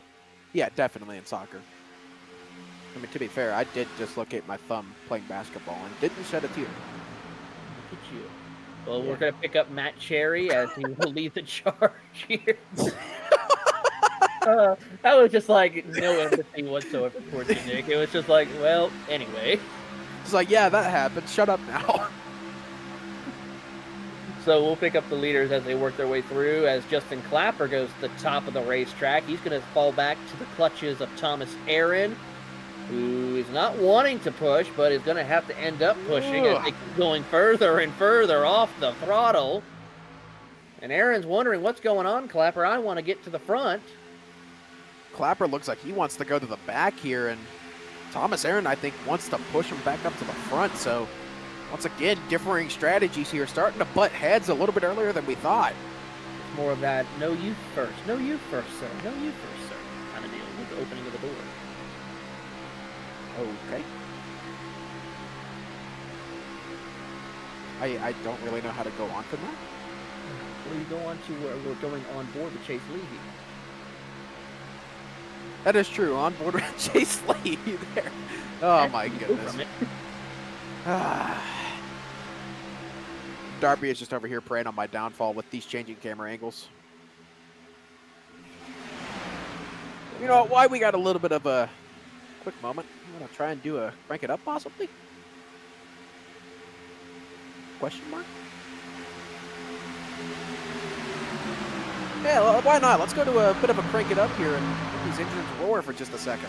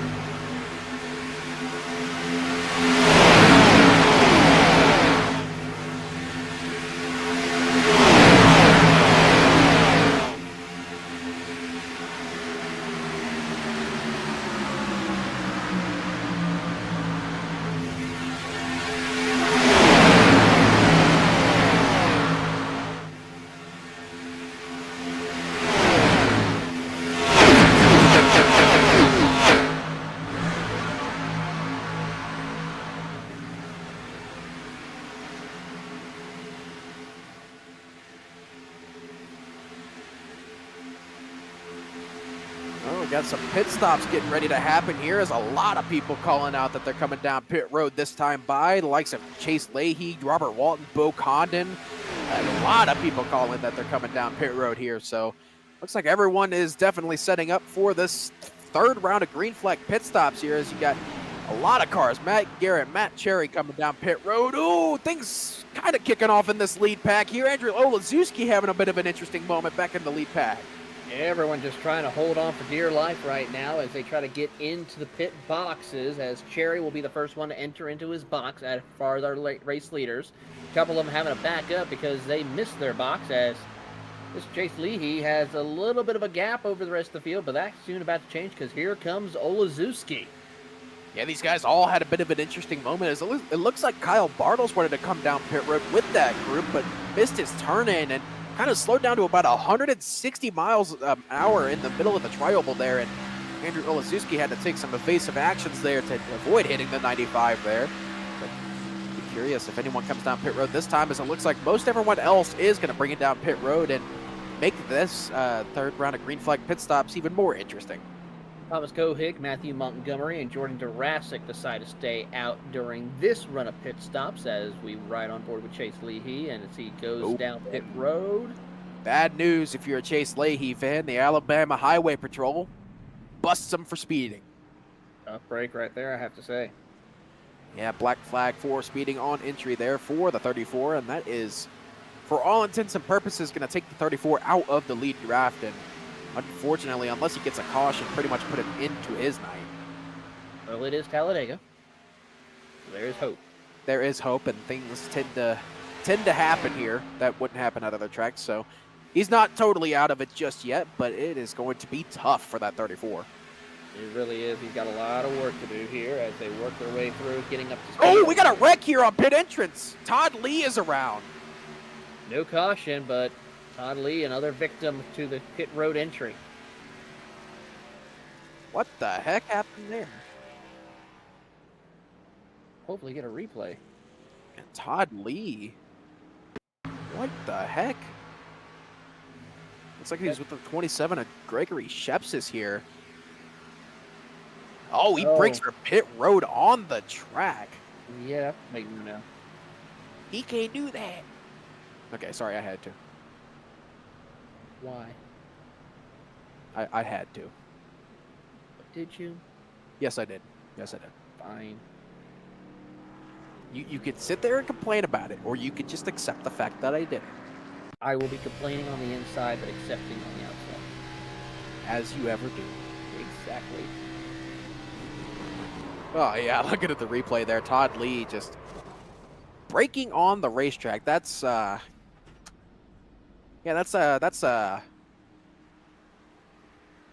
how you do that.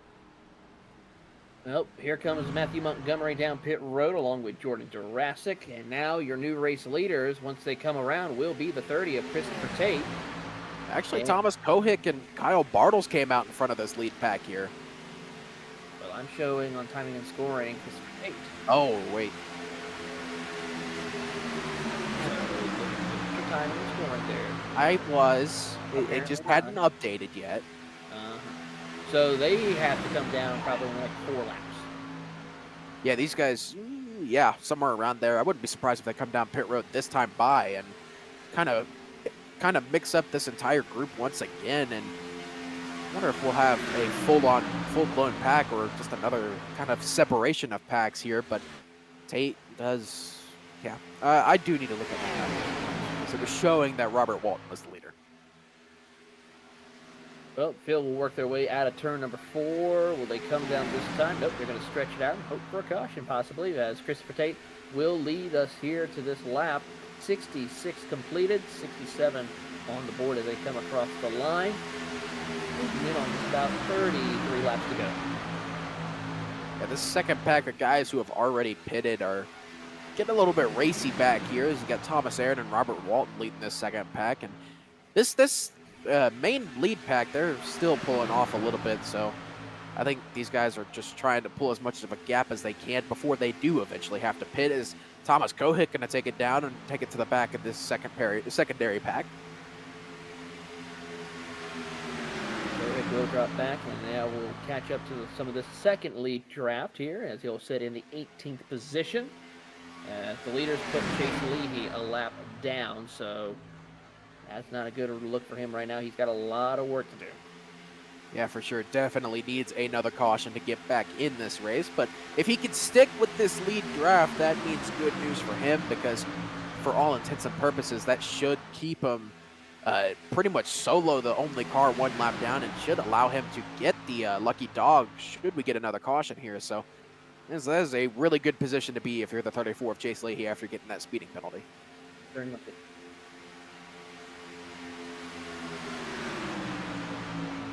That is true. If this lead pack does pit, then they do have an accident, then he won't be looking off. That is until the secondary pack catches him. Yep, so we're going to see what the 30 of Christopher Tate does. He's going to stay out 1 more lap at least as he goes around the track. Yeah, I'm kind of just tempted to keep my eye on this lead pack just to see what they do and see how far they push. Now remember, these are the guys that pit on lap 50 right after stage 3 started. So these are the guys who have been out on track the longest. These guys are pushing 20 laps on fuel here. I believe they're, you know, the likes of Christopher Tate, TJ de Blasi, Matt Holmes. These guys are all on, I believe, the 18th lap of their stint. So these guys should be coming down within the next lap or 2 and kind of cycling this race back out to what it was before all the pit stops started. As we watch on here, it's just a matter of who will be the first to blink in this group. and make sure that they can make it to the next pit stop. As here they come, Christopher Tate and Matt Holmes and the entire group of this field heads down pit road. That gives the chance for Chase Leahy to get back on the lead lap. Ooh, Christopher Tate was getting in there hot in the 30 machine. I believe did he get a speeding penalty for that? He did not, surprisingly. That's a close call. Yeah, close is an understatement there, as now that is going to hand the lead to Matt Cherry and Matt Garrett in the 45. These guys, once again, still have not pit, I do not believe, so these guys are pushing their stint another lap, I think. Let's see here. Nope, they are good for a lot. About 12 laps. Yeah, I was going to say, they just pit like 8 laps ago. So they should be coming down lap 81 to 82. Which should put them good to the end based off of that. So I think right now, Matt Cherry and Matt Garrett are in the prime position to win this race based off of fuel strategy if it goes that far. If is the key word. Yeah, if. Very, very big time italics around and a lot of quotation marks around if.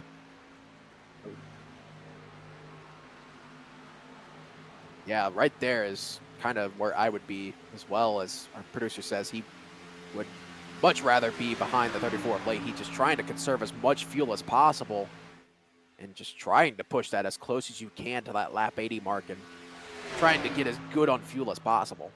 And the good news is they have enough room to wiggle with in order to stay ahead. They have a 7.4 second lead over the rest of the field right now, as Garrett, I don't know what he's thinking. He needs to just stay tucked up behind Matt Cherry and just keep pushing along. No need to go and show the nose out.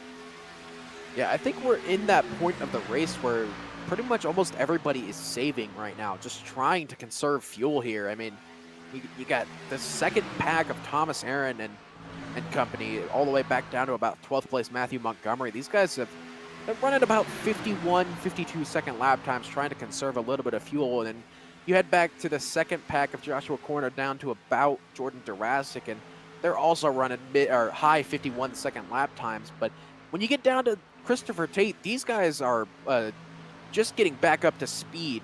And it's a group of 4, Christopher Tate, Greg McConey, Matt Holmes, Tristan Bruce. So you got a lot of different coalitions, basically, of cars here, a lot of different groups, and I'm counting 1, 2, 3, 4, 5 different groups of cars all spread out around the track. Last time by they picked up a 10 on Aaron and Clapper. So they are losing away from the third place driver right now, and with Aaron and them all staying single file. Yeah, and this is kind of what I was talking about earlier with this race. Oddly enough, I don't think I've ever seen in real life other than the Daytona 500 earlier this year, don't think I've ever seen a Superspeedway race turn into a fuel mileage race. I've seen it happen mostly in the sim world, not a whole lot in the real life world per se. A couple of times at Daytona, like you said. Yeah, like I said, I mean, I've had it happen multiple times. I mean, heck, last time I remember was a league race at Talladega, funnily enough, and it was a full-length 188 lap race in the Cup cars, and about 100 laps in, we're sitting here realizing, hey, we could stretch this and make it a one-stop race to the end, because it was, I believe we were about a lap 120, and we had 60 laps to go, and our fuel window was sitting right at 30 laps, and it was tight. So we're sitting here like, let's go ahead and fuel save, just try to get as much into the good as possible, and we ended up pitting with 35 to go, and just that entire stint was us running about 140 miles an hour, just trying to save as much fuel as you can. And this was in the lead pack too, by the way.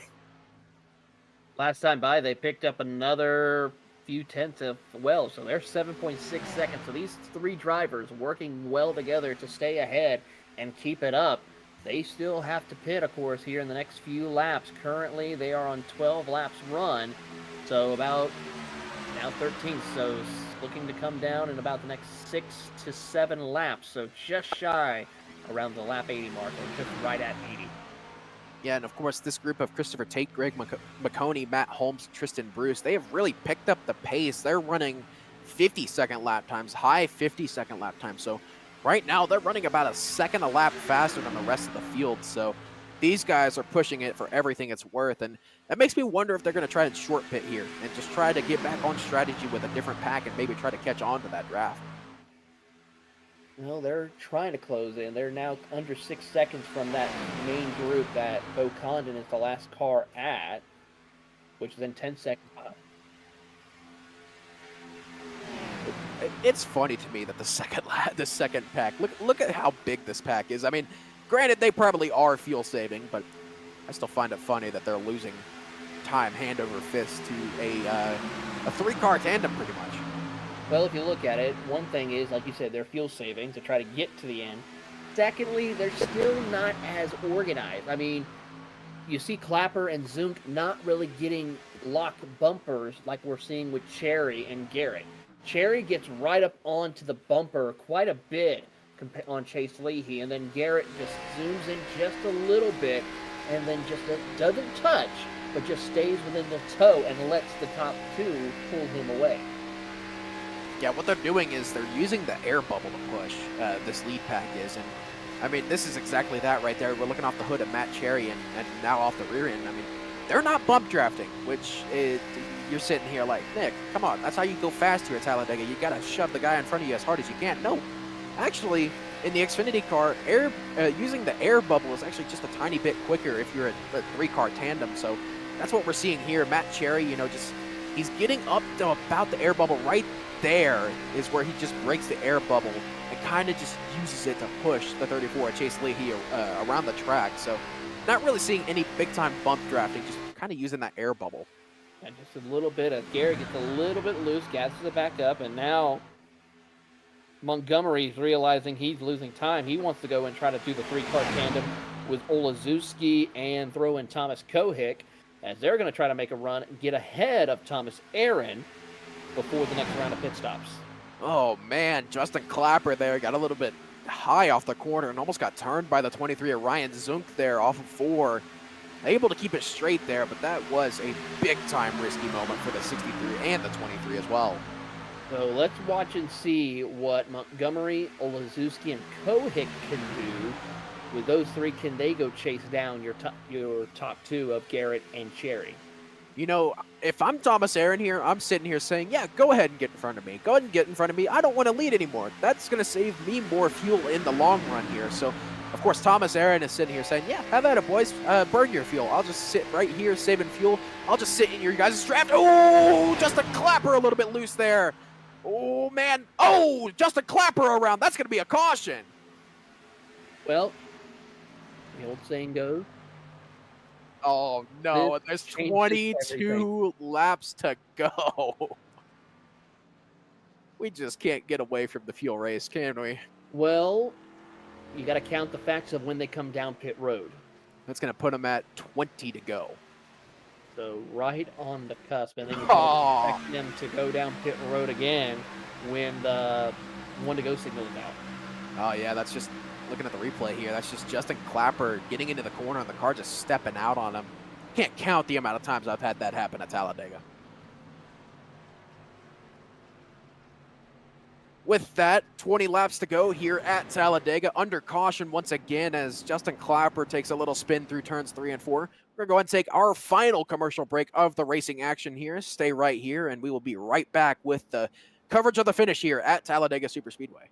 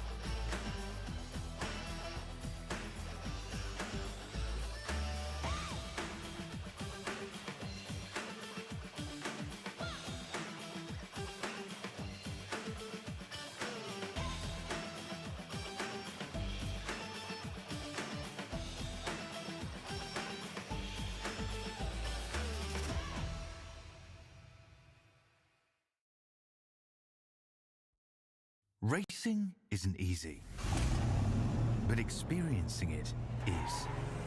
iRacing puts you in the driver's seat with the industry's leading sim racing game.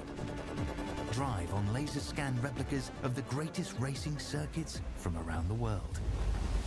Go head-to-head against other drivers chosen by skill-based matchmaking to ensure competitive racing at every level. Compete across all your favorite series. In officially licensed cars, engineered to deliver the most accurate driving experience possible.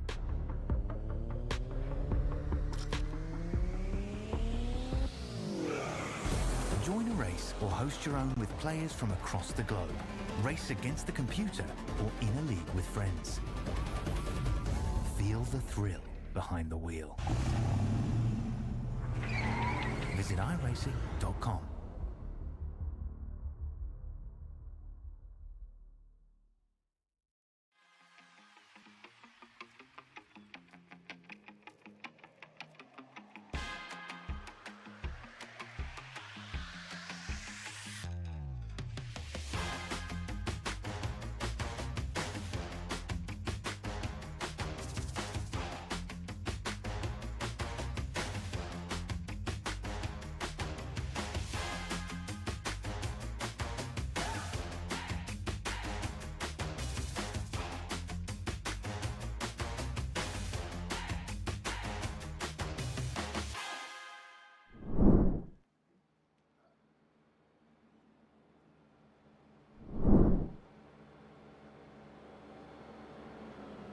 Welcome back, everyone, to Talladega Superspeedway, as we just had another caution as Justin Clapper went for a spin in turn 3, and that just added a bunch of complexity here to this race, as we were in the middle of kind of a fuel-saving run there for pretty much the entire field. But as of now, everyone came down pit road at one point under this caution and decided to try and make this a fuel mileage race. It's going to be 19 laps to go here at Talladega, a very, very sunny Talladega. Very hot Talladega. So I'm hoping for our good friend, Mr. Austin Edstrom, who's heading down to Talladega this weekend. Hopefully he doesn't die of heat exhaustion, pretty much. Yeah, and I'll tell you what. Die, period, because the infamous Talladega Boulevard infield is crazy. Jeez.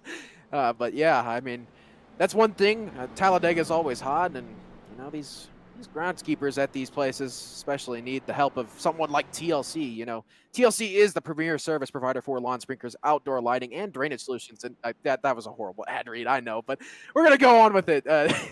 And drainage, TLC is the premier service provider for lawn sprinklers, outdoor lighting, and drainage solutions in Maryland, DC, and Virginia. Transform your home into a showcase in just one day with a new water-saving lawn sprinkler system. Energy-efficient outdoor lighting, or the healthiest backyard in the business. A little lawn goes a long way with TLC. Head to tlcincorporated.com for more information, as we are coming back to green flag racing here. Matt Garrett leading these guys into the restart zone with Andrew Olazuski to his outside.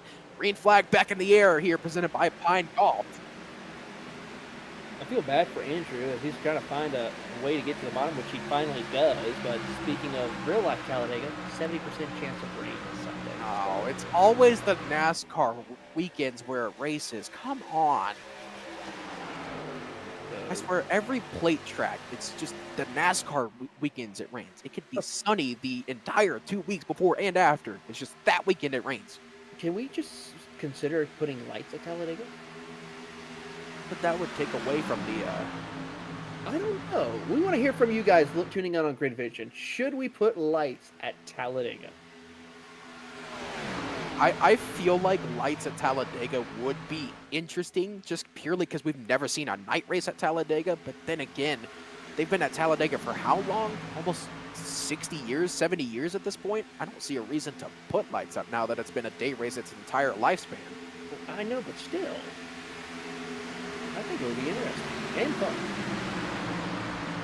It would be, as we're seeing now. Yep. Oh, 3 wide here further back is Robert Colgan going to take it to the outside of Tristan Bruce. Now got Ryan Zunk looking up to try and get in front of him. Ryan Zung trying to find his way up to the front of the field right now because everyone's going to go for all the marbles here because if they are able to get enough fuel, they can make it to the end.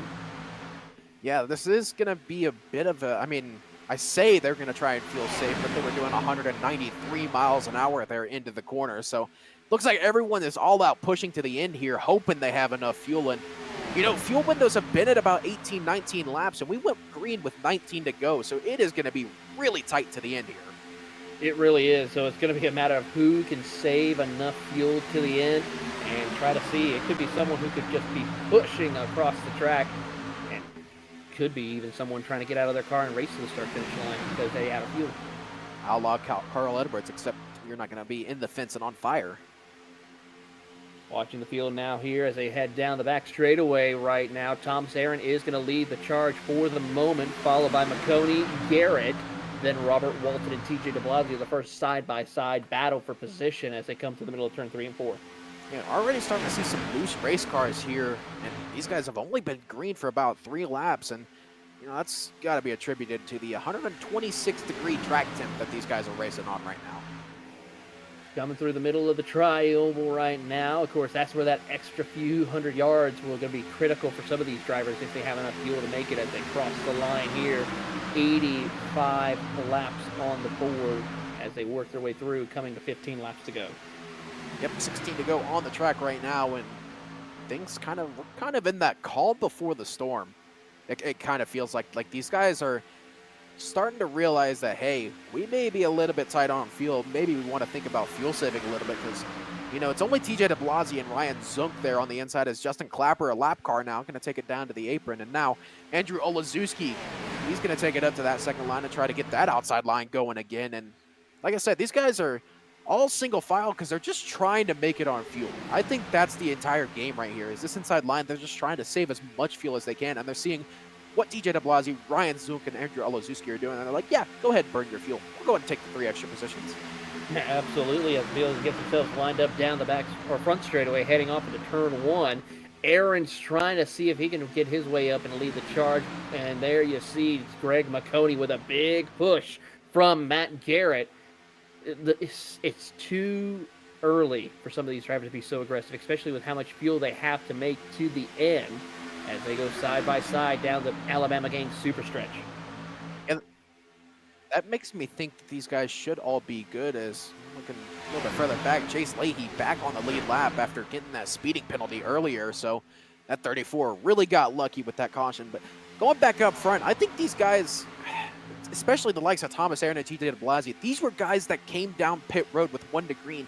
So I think these guys are good on fuel. It's the likes of Greg McConey, Matt Garrett, and Robert Walton there in the 66. Those are the guys I don't think are just trying to feel safe right now. They're just trying to make it to the end. Yeah, they really are, and that's going to be the critical question mark for some of these drivers of how this will play out for them as you get a little squirrely right there behind Thomas Aaron. That's going to be close right now, and we're seeing how this will play out. I'm excited to see how this will all work for some of these drivers, but for those who are being conservative, saving their fuel, and just waiting for that 5-lap dash to the finish, that's where we're going to see possibly the winner come out. Yeah, I mean, to be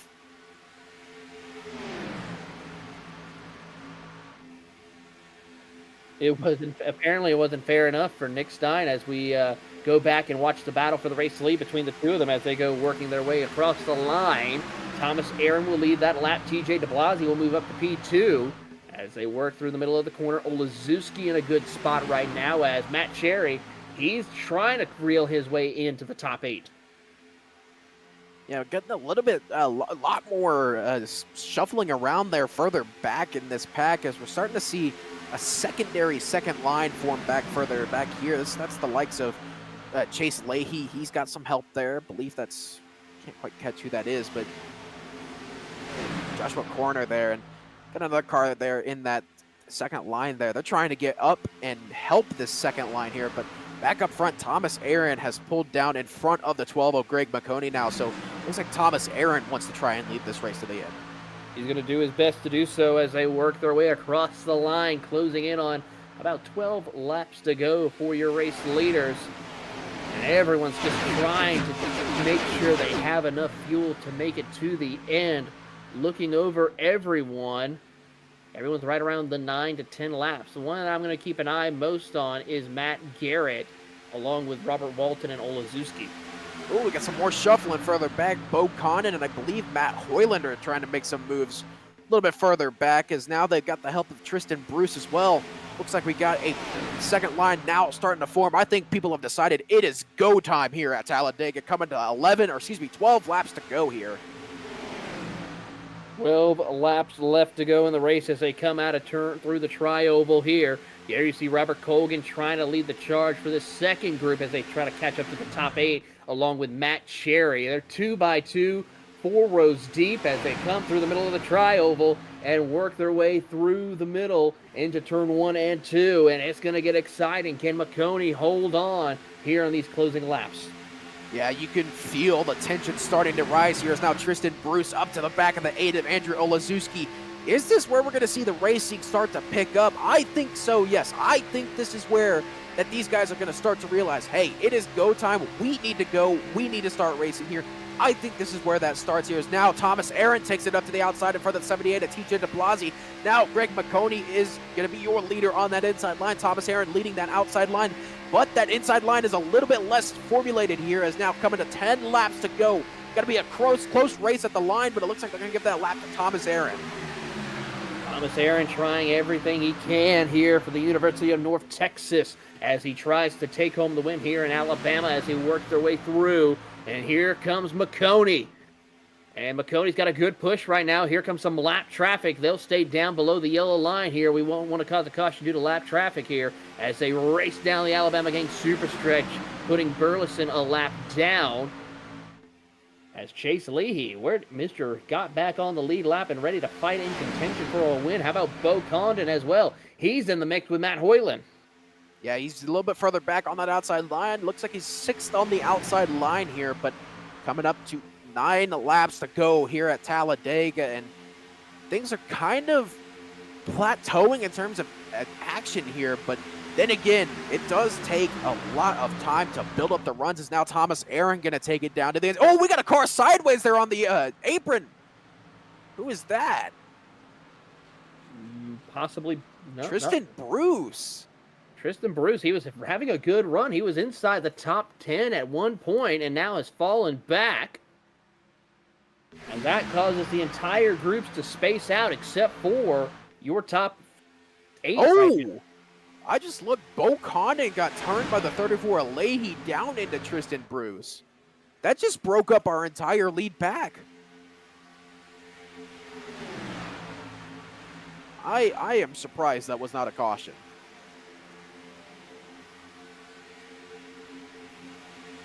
But these secondary packs are starting to catch back on to the lead draft as Chase Leahy and Matt Cherry are on the edge of the draft, and you got another secondary pack here. Kyle Bartles, Joshua Corner, they're trying to catch up as well. As take a look at the replay here. Yeah, you see Bo Condon, just a bad push from the 34 of Chase Leahy, and somehow he's able to keep that thing straight. But unfortunately for Tristan Bruce, unable to keep that car straight.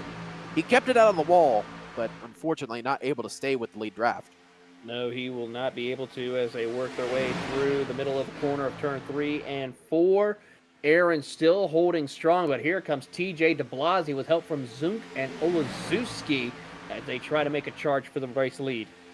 Yeah, that second pack, they are back within the draft, and these guys are hungry for positions here. So now this is where the action starts to pick up, as now 7 laps to go here at Talladega, encroaching on the end of this race as Christopher Tate now back into this lead pack as he's pushing the 24 of Damian Neeson. Damian Neeson, that's a name we have not talked about at all, and he's got a chance to win this one. He certainly does, as he's going to make a run for it here down the bottom of the racetrack. Damian Neeson with a good push. Can he try to see if he can get himself further into the top 10? Matt Cherry goes to the top. Matt Cherry to the top, 3 wide. He's got some help from the 30 of Christopher Tate trying to get something going and make a third line work here at Talladega Superspeedway. Movement up front, Ryan Zook takes the 78 of TJ DeBlasi. Oh, a little bit risky there. Check up just a little bit Zunk, and they're going to somehow survive. They're going to try their best here. Wide, just a second. Woo.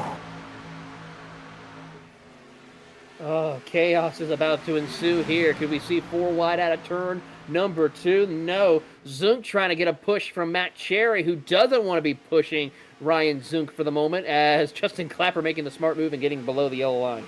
Yeah, I would make that move as well. I do not want to be the causer of the wreck to end all wrecks here, as we got 3 wide here. As Ryan Zunk now getting a big time push 4 wide as Matt Cherry looks to the inside of the 23 of Ryan Zunk, but he backs out of it, and now that outside line really going to start falling back on your falling back here. But get on your feet, Crimson Tide Country. 5 laps to go at Talladega.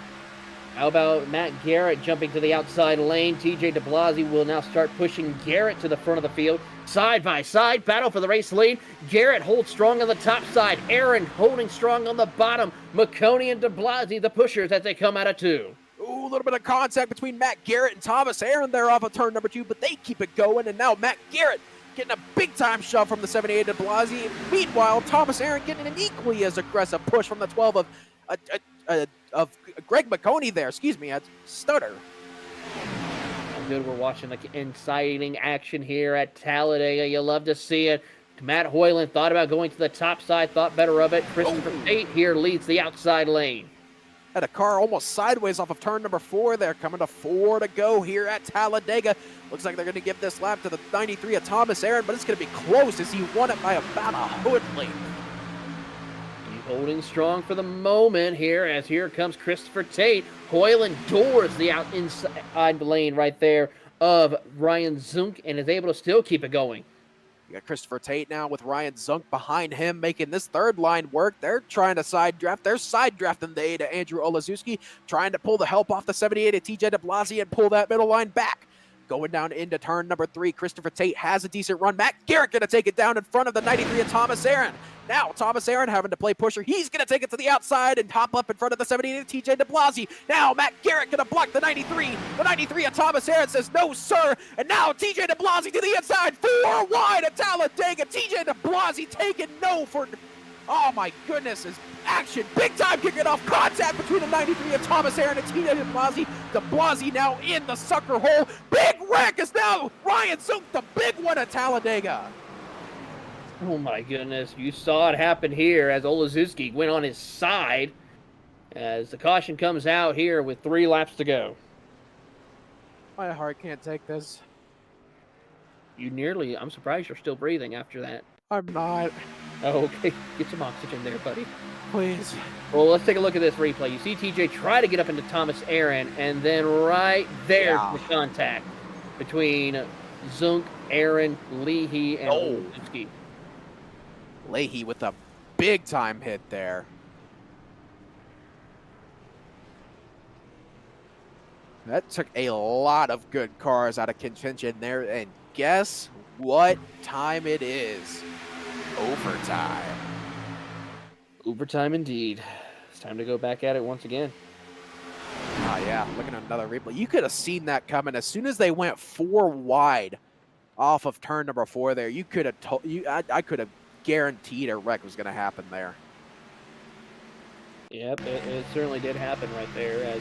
I thought for sure it was going to happen right as they crossed the line, but they survived at least till turn 1. Yeah, it's always the corner wrecks that are just the most aggressive wrecks, as you see Andrew Olazewski on his side there. It's always the corner wrecks that are just the most aggressive. Now the question is going to be, will everyone come down to at least top off with fuel?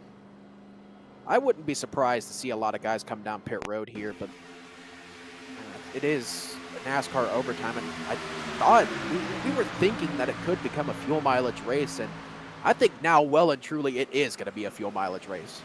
I have to agree with you on that. But I do think we'll see people come down pit road, just put minimum fuel in. Actually, yeah, people are coming down pit road. Christopher Tate, Matt Garrett, Greg McConey, Matt Hoyland, look, everyone coming down pit road here to top up. I don't see anyone taking tires here.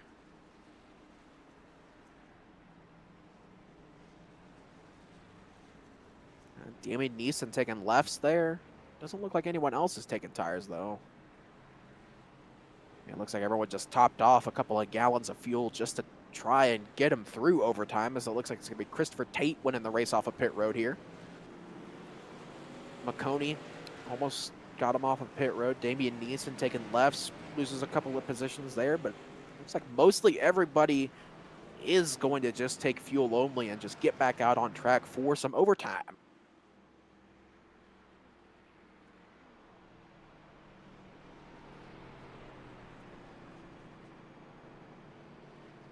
And I do implore you that if you like your eardrums, I would turn your volume down now, because I have a feeling this is going to be the craziest finish I think Talladega has seen in a while.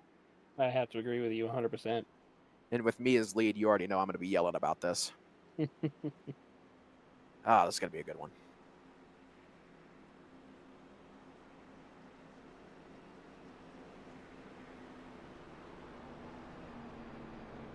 I love what Darby said, their craziest finish since Monday. Yeah, Monday night's A-Open was insane, to say the least. It really was, and we're happy to have those of you who tuned into that, but hopefully to have you back Friday night for the Friday night top split event at NIS, presented by Ryco Performance. Which I will be leading that one as well, so prepare your ears for that one as well, because I already know that one's going to be crazy too. Exactly. Get used to me screaming, because next couple of days are going to be filled of it. But for now, it is going to be Christopher Tate leading these guys back to the green flag. Greg McConey going to be restarting second here. Matt Hoyland third. Matt Cherry fourth. Matt Garrett. All the Matts lined up again. Third, fourth, and fifth there. How many times has that happened tonight? A bunch.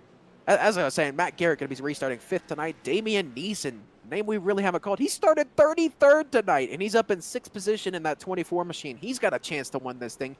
Matthew Montgomery in seventh. Robert Colgan eighth. Jordan Jurassic in ninth. Noah Rainwater 10th. Noah Rainwater, wasn't he almost upside down earlier in this race?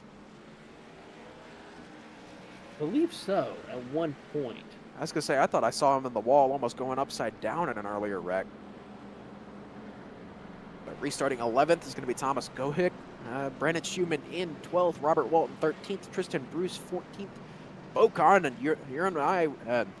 mine and yours race pick going to be restarting 15th tonight. Joshua Corner in 16th. Thomas Aaron 17th. Ryan Zunk, but I do believe past Thomas Aaron, these guys are a lap down, as they were involved in that wreck, I believe. They were, so we'll see how this works out for them as we have our first attempt of a green-white checkered. How much do you think, or do you think these guys are going to have to use all three? I don't think so. I think we'll see a lot of it happening when it comes to the white flag is when the chaos will come out. Yeah, that is true, but, I mean, it does take a while to build up runs, so I wouldn't be surprised to see some three wide pretty much off the green flag here, so we'll have to see what kind of craziness ensues here, but it is definitely primed to be a good one.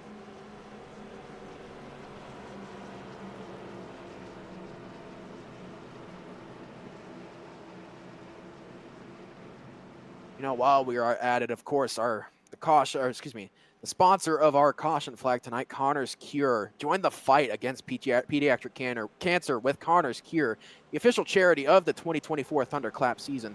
Thunderclap has tag teamed with the members of Mania Club to raise $40,000 by WrestleMania 40, and with your help, can continue to fund carefully vetted, cutting-edge, life-saving research for children's wrestling with pediatric cancer.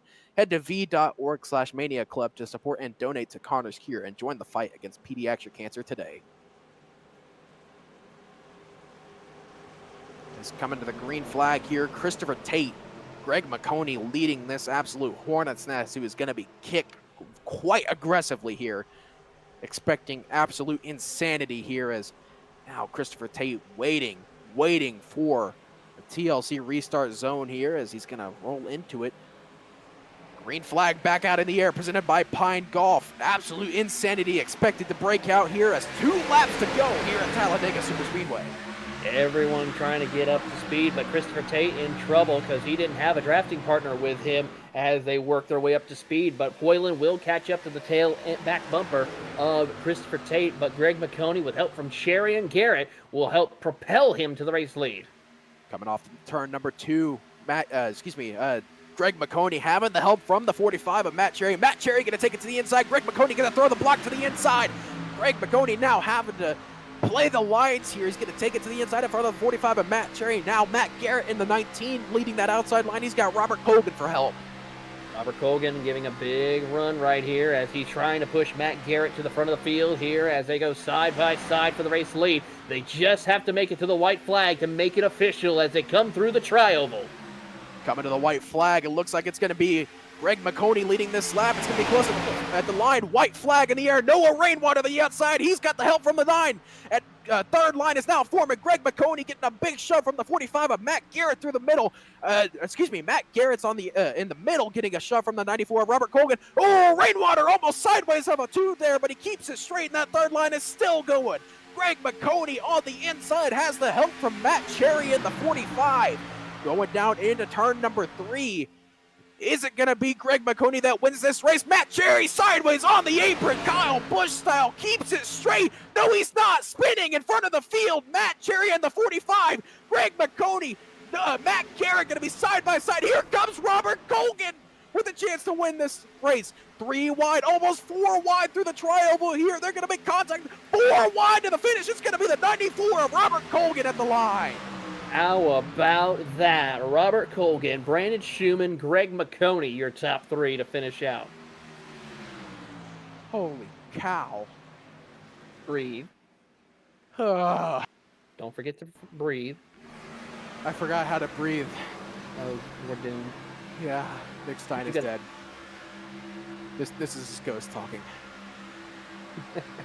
But how about this? Robert Colgan with the push from Brandon Schumann to get the win here tonight. That has to be the Ryko Performance move of the race for sure. Absolutely, as Robert Colgan winning his 2nd race of the year. You remember he won the first race of the season in similar fashion at Daytona. So I guess we can call Robert Colgan the plate master god here of the Thunderclap iRacing series. Or in iRacing terms, the draft master. That too. That can be used as well. As now we're going to take a look as he's going to burn it down here in this Ryko Performance winning moment.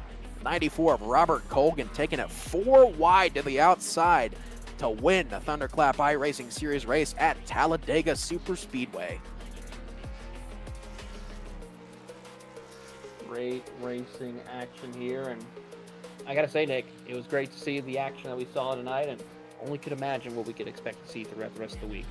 Oh yeah, it is going to be a fun one, and my heart rate is just now coming down to a normal level after that. So, oh man, if NIS is going to be like that Friday night, I for one am very excited for that.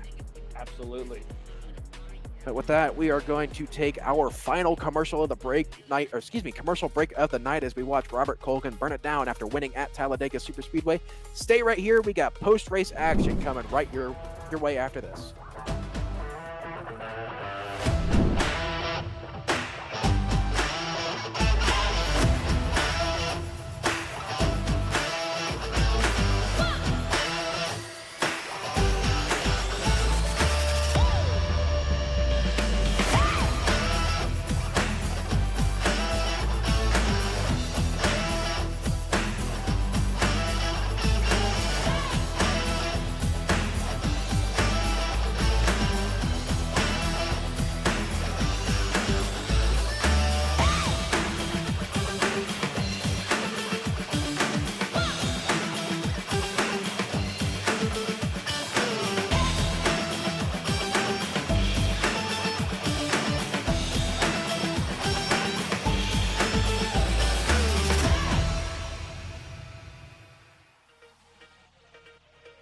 Back live here at Talladega Superspeedway. Unofficial race results here. Robert Colgan, after an insane 4-wide move on the last lap through the tri-oval, takes the win over Brandon Schumann in 2nd, with Greg McConey going to be finishing 3rd place to round out your podium tonight.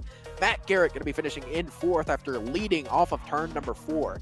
Tristan Bruce going to be finishing 5th, Matthew Montgomery 6th, Jordan Durasic in 7th. Bo Condon going to be finishing a strong 8th position after a couple of incidents tonight. Joshua Corner going to be in 9th, and Christopher Tate rounding out your top 10.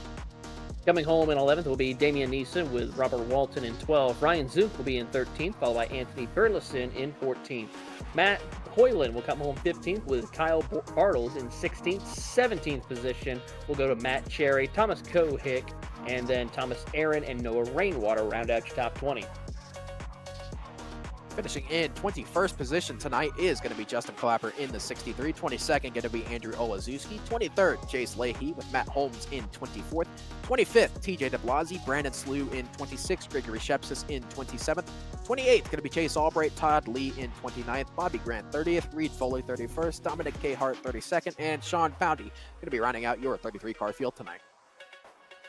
Headed straight into our post-race show, we're going to go and speak with our third place finisher, Greg McConey. He is going to be alongside Taylor Burris. Greg McConey joins us here up in the booth. Greg, I mean, you had such a good run, just basically didn't have that final push you needed to take home the checker flag. Walk us through tonight. Yeah, tonight was a fun one.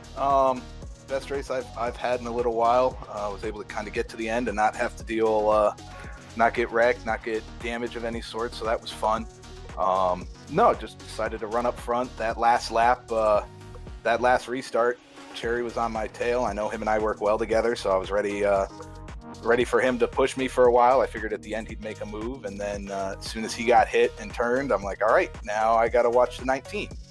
And then as soon as he got the run, I moved up, took the lane, he dove to the bottom, and I said, well, now I just side draft. Nothing else I can do. And then, but I'll tell you what, Colgan and Schumann on the outside, man, I couldn't stop them. They had so much speed. That was perfectly timed for them. It really was. I mean, did you feel like if you just had that extra push from Schumann maybe, or someone else giving you a push, you would have been the one who came across the line winning the race? I think I would have had a lot better shot had Matt not been hit like he did. He made a great save. I was mirror driving that whole last two laps, but I saw him get turned, and I knew that was probably my best shot to win. Was him pushing me, but no, I'll take P3. It was a solid night. I had a ton of fun here. It was great to kind of get out and come to one of these plate races where you can control your destiny for the most part. I loved it. It was fun. Before we let you go, anyone you'd like to give a shout out to? I got to thank all the league sponsors, TLC, Pine Golf, everybody else that helps put this league on. I got to thank you guys. You guys put on a great show. Can't wait to go back and watch it. I got to thank my sponsors, McConey Crafting and Design, my wife's crafting company, Midwest Motor Customs, which is what I do all my paints under. I got to thank Boffman Excavating. They've been with me for several years now. It's fun to see my grandfather-in-law's old company be on this car now and then. The wife, Sydney, got to thank her. She's keeping an eye on the kids, all the family that I know is watching. Thank the teammates, Boundy, Matt, all those guys. It was so much fun getting to run with them. So, no, and Matt Cherry for riding out at the end. I got to thank all of them. So, but yeah, that was fun. It's fun going out and saying the Bluey car beat everybody but three. Can't go wrong with that. Well, that is Greg McConey coming home in third position here tonight as Nick Stein has caught up with Brandon Schumann. Brandon Schumann, man, that close at the end after starting 26th tonight, man. Walk us through that. I mean, being 0.06 of a second off of a win there after being 4 wide through the tri-oval. Kind of walk us through that, because I know you had a wild race tonight. Obviously starting in the back, my strategy was, I'm going to ride in the back as long as I can, and opportunities are going to open up for me, in which they did. And from there, that green-white checker, me and Robert were same line, and I talked it up with him. He talked it up with me, and I just said, let's connect and let's push. And he said, let's do it. And the whole strategy there was just one of us was pushing each other to the win. So no matter what, an MPM car was going to win. Well, yeah, an MPM car did end up winning in the 94 of Robert Colgan, who has taken both plate races so far this season. And like I said, you were that close to a win there at the end. And is there anything you could have done differently if you could have done it all over again? Were you sticking with the 94 of Colgan, or were you going to try to, if you could have done it again, would you have tried to take the win from him? I was just going to stick with him. It's been a rough couple of weeks, and what a better way to rebound and push a teammate to the win, and it feels like a win myself. Fair enough. Team man here in the 52 of Brandon Schumann. Before we let you go, who do you got to thank? Who gets it done for you? Number one, I just want to thank Justin Clapper for bringing me aboard to NPM. You know, he saw opening with me and said, you know, let's take it. And I thank him for giving me that opportunity. Thank my parents, obviously, and thank all the guys at the shop. Well, congratulations on the P2 tonight. Brandon, we'll let you go celebrate with the NPM boys. Alrighty, thank you. And finally tonight, we're going to be speaking with our race winner and so far draft master of the season, the 94 of Robert Colgan. How are you feeling after that absolutely insane 4-wide finish at the end? Well, it was pretty relieving because it was pretty frustrating earlier in this race, and then Daytona after the duels, you know, ran good, and then I got taken out as first race of the season. And I know I can do pretty good on these plate tracks, so it's pretty relieving to finally win here. Yeah, like I said, you had your NPM teammate in Brandon Schumann pushing you all the way, and coming off of 4, I believe you were sitting, what was it, 6th? Coming off of turn number 4, and you ended up winning that. Kind of walk us through that last lap, because I was barely able to keep up with it, with all that action going on, and somehow you come up with that win. Kind of walk us through your mentality on that last lap. I just didn't care. I was throttle out, and I was sending it. We were going to wreck, or I was going to win. I mean, I told Brandon, he said he was starting a row or two behind me, and I told him, when I see a hole, I'm going to fill it. And we waited till the very last second, and thanks to Brandon, I mean, I wouldn't have won the race if it wasn't for Brandon. When McConey was coming up there at the very end, I thought we were going to hit the wall, and we were all going to just die, but just throttle out and send it. Yeah, looking at this replay here, I mean, you almost got involved in a wreck there with 45 of Matt Cherry getting spun literally right in front of you. And was there any fear where you just throttle out, hoping you would survive? No, I just didn't care. I mean, we were going to go. I mean, I don't like to take guys out. I don't like to race dirty or anything. But when they're so far sideways, there's only so much you can do. And I just figured try to get away from the accident. And we did. And I had no idea Brandon was even behind me until we got out of turn 4. And he said he got me. And I said, just keep pushing. We're going. Fair enough. Got the team win at the end and locked yourself into the playoffs. Who do you got to thank for this kind of, no offense, out of nowhere win for you tonight?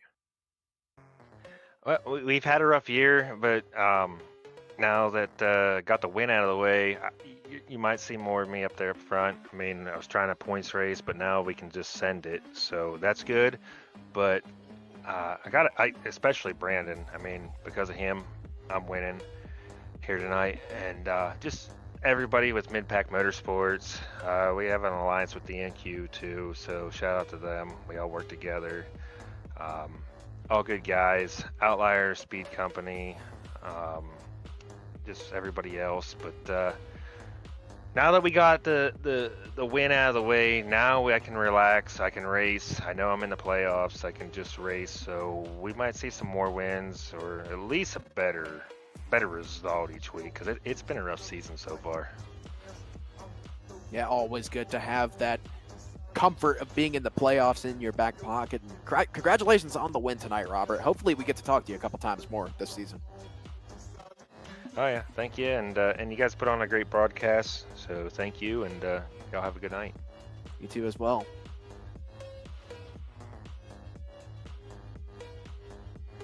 That was Robert Colgan, your race winner tonight, and man, that was that was a crazy race. I genuinely cannot believe we got that good of a finish. And Taylor, why don't you walk us through your final thoughts of that? Because I know that was a crazy race from my perspective. Well, all I got to say, Nick, is for sure, fuel strategy was the name of the game from start to finish. It was a mix of who could come out on top after the fuel strategy comes into play, and we saw that here. And then, of course, with a late caution to give us a green-white checkered, it was all the cards out the window. It was time to go and try to get a win. And for Robert Colgan, he definitely was able to capture the flag and guarantee his chances of making it into the playoffs later on this season.